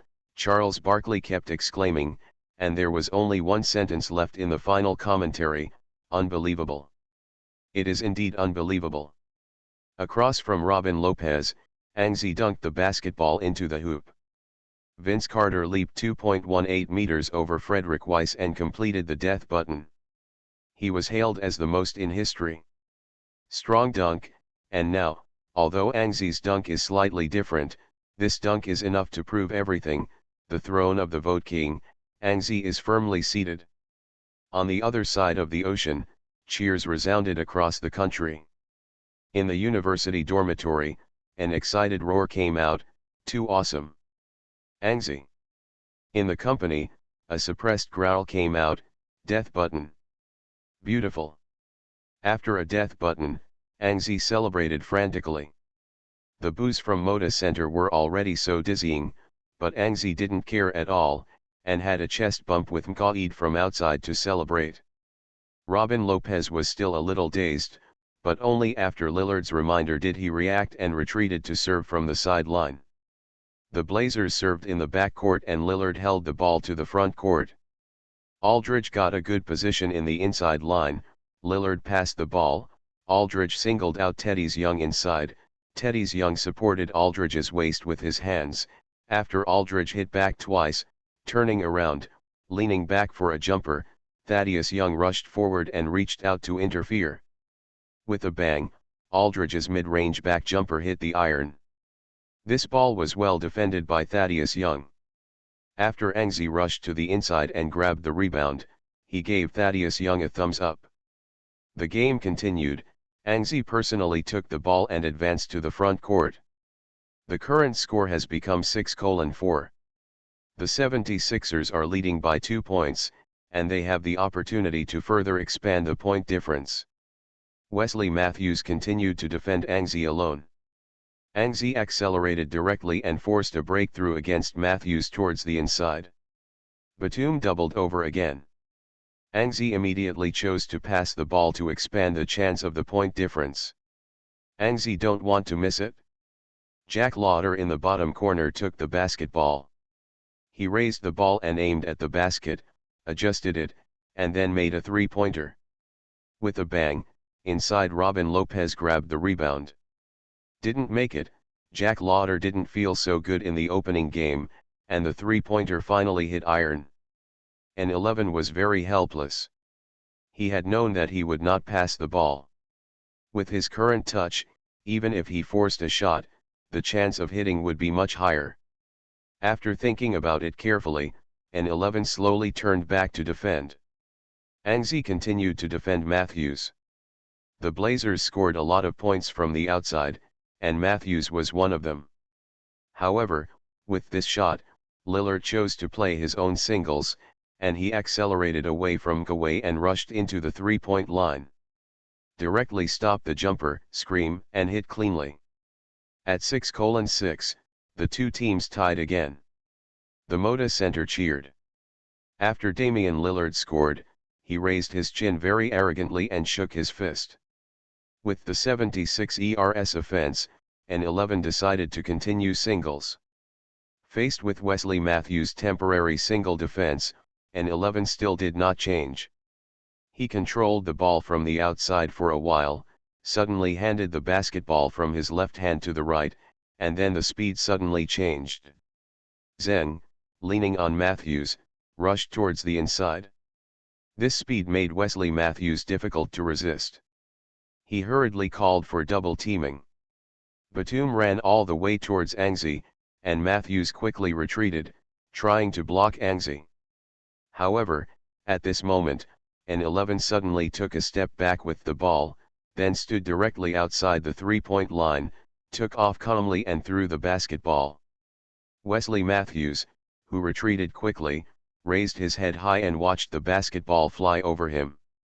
Batum, who rushed over from the other side, did the same. He raised his head and looked at the basketball flying away from Anxi. Thousands of fans on the sidelines also raised their necks and watched the basketball leap over the arena. The basketball flew very fast, and with a scream, it plunged into the hoop. When the crisp sound of basketball piercing the net sounded, the Moda center rang out in exclamation again. Anxi retreats by 3 points. Go in. He scored 9 points in a row. The Blazers can't resist Anxi at all.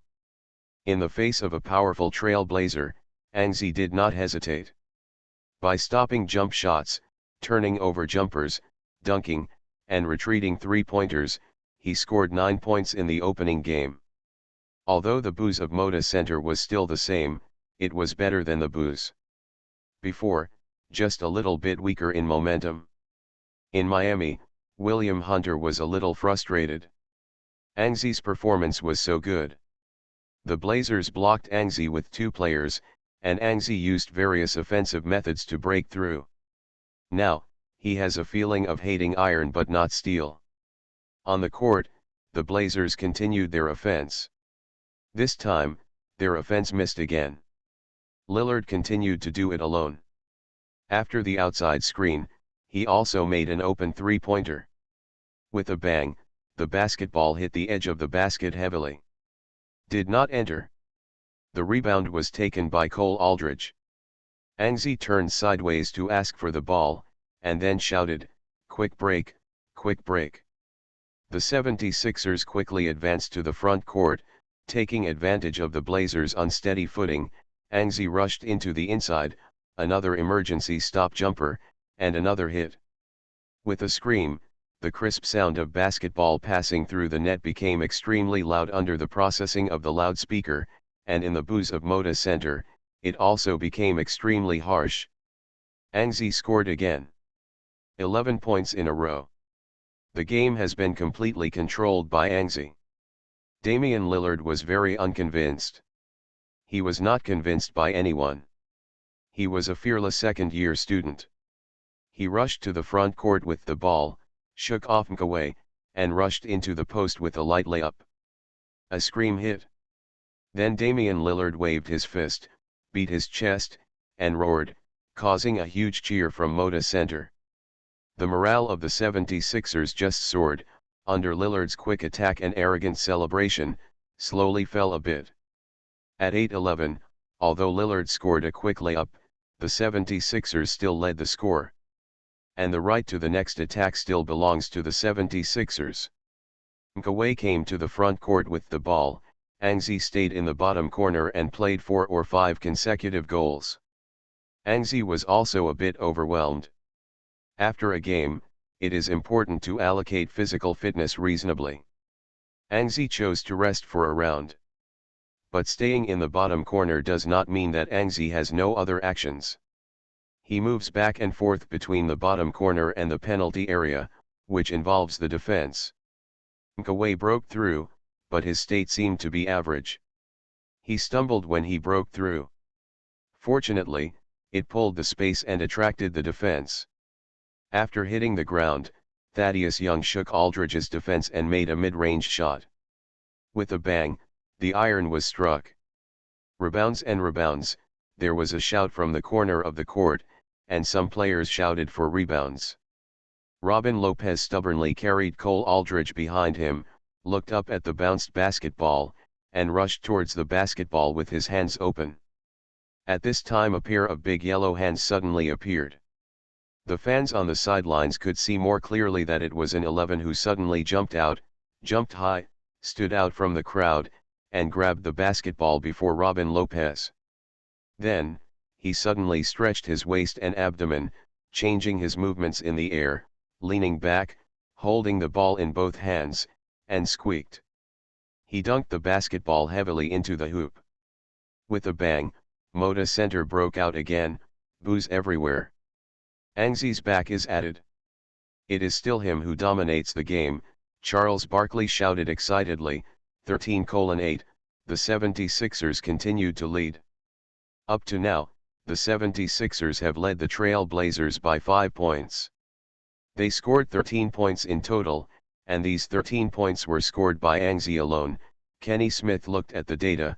The Trail Blazers are going to pause. We should be more determined to double-team Anxie instead of double-teaming Anxie as a last resort. Kenny Smith just finished speaking. Terry Stouts walked to the sidelines and called the first timeout of the game. To be continued.